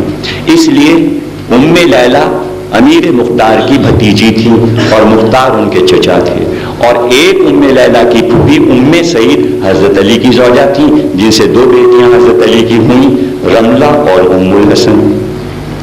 چونکہ آپ کی 15 بیٹیاں 16 بیٹیاں تھیں مولا علی کی، تو اس میں 2 بیٹیاں یہ ہیں اور وہ ام لیلہ کی پھوپھی ہیں. اور یہ میمونہ جو ہیں یہ مرہ کی بیٹی ہیں باپ کی طرف سے. ماں ان کی جو ہے وہ ابو سفیان کی زوجہ ہے. ابو سفیان کی زوجہ کون ہے؟ یعنی ام لیلہ کی نانی کون ہے؟ نانا تو ابو سفیان ہو گئے، پر نانا حارث ہو گئے، سگڑ نانا ہاشم ہو گئے. یعنی جس طرح علی اور محمد ہاشمی ہے، ام لیلہ بھی ہاشمی ہے. باپ کی طرف سے ثقفی ہیں، ماں کی طرف سے ہاشمی ہے. لیکن ماں میں بھی یہ دیکھنا پڑے گا کہ نانا ہاشمی ہے تو نانی کون ہے. تو ام لیلہ کی نانی ابو طالب کی بیٹی جمانہ حضرت علی کی سگی بہن. یعنی ان ابو سفیان کی شادی 3 بیٹیاں تھیں، ابو طالب کے 4 بیٹے 3 بیٹیاں. بڑی بیٹی ام ہانی، دوسری بیٹی جمانہ اور تیسری بیٹی ریتا. یہ ہیں 3 بیٹیاں. 4 بیٹے طالب، عقیل، جعفر، علی. ام ہانی جن کے گھر سے رسول کو معراج ہوئی وہ سب سے بڑی بیٹی. یہ منجلی بیٹی جمانہ تھی. جمانہ کی شادی ابو سفیان یعنی مغیرہ ابو سفیان بن حرث سے ہوئی. یہ حضرت علی کے سگے چچا زاد بھائی بھی ہیں اور برادر نسبتی جسے آپ اردو میں بہنوئی کہتے ہو وہ بھی ہیں. اور ان کی بیٹی میمونہ اور میمونہ کے بیٹی ام لیلہ اور ام لیلہ امام حسین کی زوجہ اور یہ علی اکبر کی والدہ. اس میں بنی امیہ کہاں سے آ رہے ہیں؟ اور جب اللہ نے کہہ دیا یہ حدیث رسول ہے، جا کے پوچھ لیجئے، سب سے پوچھئے گا، حدیث مستند ہے. رسول نے فرمایا بنی امیہ پر اللہ نے حکومت کو حرام قرار دیا ہے، اور بنی امیہ نے حرام کام کیا حکومت پہ قبضہ کر کے. جو حرام کام کرے اس کا خون حسین کی اولاد میں کبھی شامل نہیں ہو سکتا تھا، اس لیے کہ ظلم کو اللہ شامل نہیں کرتا امامت میں. اور آپ نے تقریر پھر پوری کروا دی، اس لیے کہ شروع میں نے اس سے کیا تھا کہ علم بدا واقع ہوتا ہے. جس طرح نبی کا بیٹا زندہ رہتا تو نبی ہوتا.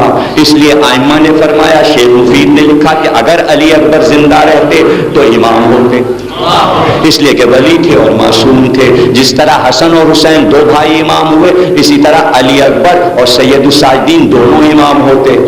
لیکن حکم تھا کہ امام ہوں، لیکن حکم کو روک لیا اس لیے کہ بدا واقع ہو گیا. پتہ کیسے چلا؟ پتہ ایسے چلا کہ جب سورہ پڑھا آیت پڑھی سورہ آل عمران کی تو علماء نے کہا معصوم تھے علی اکبر اور امام ہونے والے تھے. آیت سے پتا چلا ان اللہ اصطفیٰ آدم، یعنی چن لیے گئے تھے امامت کے لیے. آیت نے بتایا چن لیے گئے تھے امامت کے لیے. اور کس طرح اظہار کیا حسین نے، اے عمر سعد جس طرح تو نے میری نسل کو خطا کیا اللہ تیری نسل کو خطا کر دے. یعنی امامت کی ایک شاخ کو خطا کر رہے تھے ظالم. اب یہ کیسے پتا چلے کہ امام ہونے والے تھے؟ بھائی تیار کیا، نبی کا امامہ علی اکبر کو پہنایا. کون سا امامہ؟ صحاب زرد امامہ جو معراج میں رسول نے پہنا تھا. ابا پہنائی، قبا پہنائی، زرہ پہنائی، خود پہنایا، سارے ہتھیار رسول کے دیے، کمر میں تلوار لگائی. جنگ کی، خوب جنگ کی. 120 آدمی پہلے ہی حملے میں قتل کیے. وہ لڑائی کی کہ واپس آئے. جب واپس آئے کہا بابا کیسا لڑا؟ کہا ویسے لڑے جیسے خندق میں علی لڑے، خیبر میں علی لڑے. میں تو علی اپنے بابا کی لڑائی دیکھ رہا تھا، تم نہیں لڑ رہے تھے بلکہ یہ میرے بابا علی لڑ رہے تھے، تم تو بڑی شان سے لڑے. کہا بابا یہ جو ہتھیار آپ نے مجھے پہنائے ہیں اس کے وزن سے میں دبیار کا وزن نہیں ہے. علی اکبر تم بارے امامت اٹھائے ہوئے ہو. جا کے دیکھ لیجیے یہ جملے سارے علماء نے علی اکبر کے حال میں لکھے. یعنی حسین نے بتایا امامت ہے لیکن رک رہی ہے. اور پھر جملہ وہی کامل کر دوں، یہی موضوع تھا. کیا کہ اگر اللہ کا کوئی کام رک جائے تو کیا وہ ناقص رہ جاتا ہے؟ وہ ہو کے رہتا ہے. چونکہ علی اکبر امام بن چکے تھے تو رجز میں یہ جملہ کہا حرام زادہ اور حرام زادے کی اولاد ہم پر حکومت نہیں کر سکتی. رجز علی اکبر کا موجود ہے، 3 شعر ہیں اس میں یہی اشعار دہرائے ہیں. یعنی علی اکبر نے اعلان کیا کہ سوا حلال زادہ اور معصوم کے علاوہ کسی کو حق نہیں ہے جو اسلام کے سلطنت کے تخت پر بیٹھے. یہ علی اکبر نے اعلان کیا. لیکن ہونا علی اکبر کو چاہیے تھا، لیکن علی اکبر کو ظالموں نے قتل کر دیا. یعنی یہاں پر وبا واقع ہوا. اب علی اکبر کی حکومت دیکھنا ہے، اللہ کو کامل کرنا. اس لیے رجت رکھی کہ حسین آئیں، علی اکبر حاکم بنے، علی اکبر امام بنے. اس لیے مجلسی نے لکھا کہ ہر مومن کے مرنے کے بعد قبر میں 2 جوان ایک ساتھ آتے ہیں، ایک ہی قامت کے، ایک ہی حسن کے، اور ان کے اوپر جسم پر زیرہ بختر ہوتا ہے، خود ہوتا ہے. وہ جنگی لباس میں ہوتے ہیں. لوگوں نے کہا جنگی لباس میں کیوں ہوتے ہیں؟ کہا اس لیے کہ کربلا میں 2 جوان ایسے ہیں جنہیں لڑنے کی حسرت رہ گئی اور وہ اس طرح نہ لڑ سکے جس طرح شان تھی لڑنے کی. ایک عباس ہیں، ایک علی اکبر ہیں. جب مومن قبر میں آتا ہے سب سے پہلے استغفار کے لیے ایک طرف سے عباس آتے ہیں، ایک طرف سے علی اکبر آتے ہیں اور اپنے جنگی لباس میں آتے ہیں. پہلے مومن کا استغفار یہ 2 کرتے ہیں اور قیامت تک ان کا لباس نہیں اترے گا. علامہ مجلسی کہتے ہیں جب تک کہ ان کی امامت پوری نہ ہو جائے، جب تک ان کی ولایت پوری نہ ہو جائے یہ جنگی لباس نہیں اتاریں گے. اس لیے کہ منتقم کو آنا ہے اور ہماری ملاقات قبر میں ہو رہی ہے. خوش قسمت ہے وہ مومن کہ جو قبر میں علی اکبر کی زیارت کرے. پروردگار ہمیں زندگی میں بھی زیارت کرا، خواب میں بھی وہ نور دکھا، روزوں پر بھی وہ نور دکھا، اور مرنے کے بعد بھی ان کی زیارت ہو. جنہوں نے حج و زیارات نہیں کیا انہوں نے کو حج و زیارات سے مشرف کرا. پروردگار جو اولاد نرینہ نہیں رکھتے انہیں اولاد نرینہ عطا فرمائے. بوسیلہ صدقے میں شہزادہ علی اکبر کے ام لیلہ کا چاند جو ہے ام لیلہ کی گود میں پروان چڑھا، جسے زینب نے پالا، بیٹا سمجھ کے پالا. ایسی بڑی عظیم جو علی اکبر کو اتنا چاہتی تھی اس کا واسطہ دیتے ہیں پھوپھی اور بھتیجے کی محبت کہ آپ کی ہر دعا اللہ قبول فرمایا اور آپ کے دامنوں کو در مراد سے بھر دے.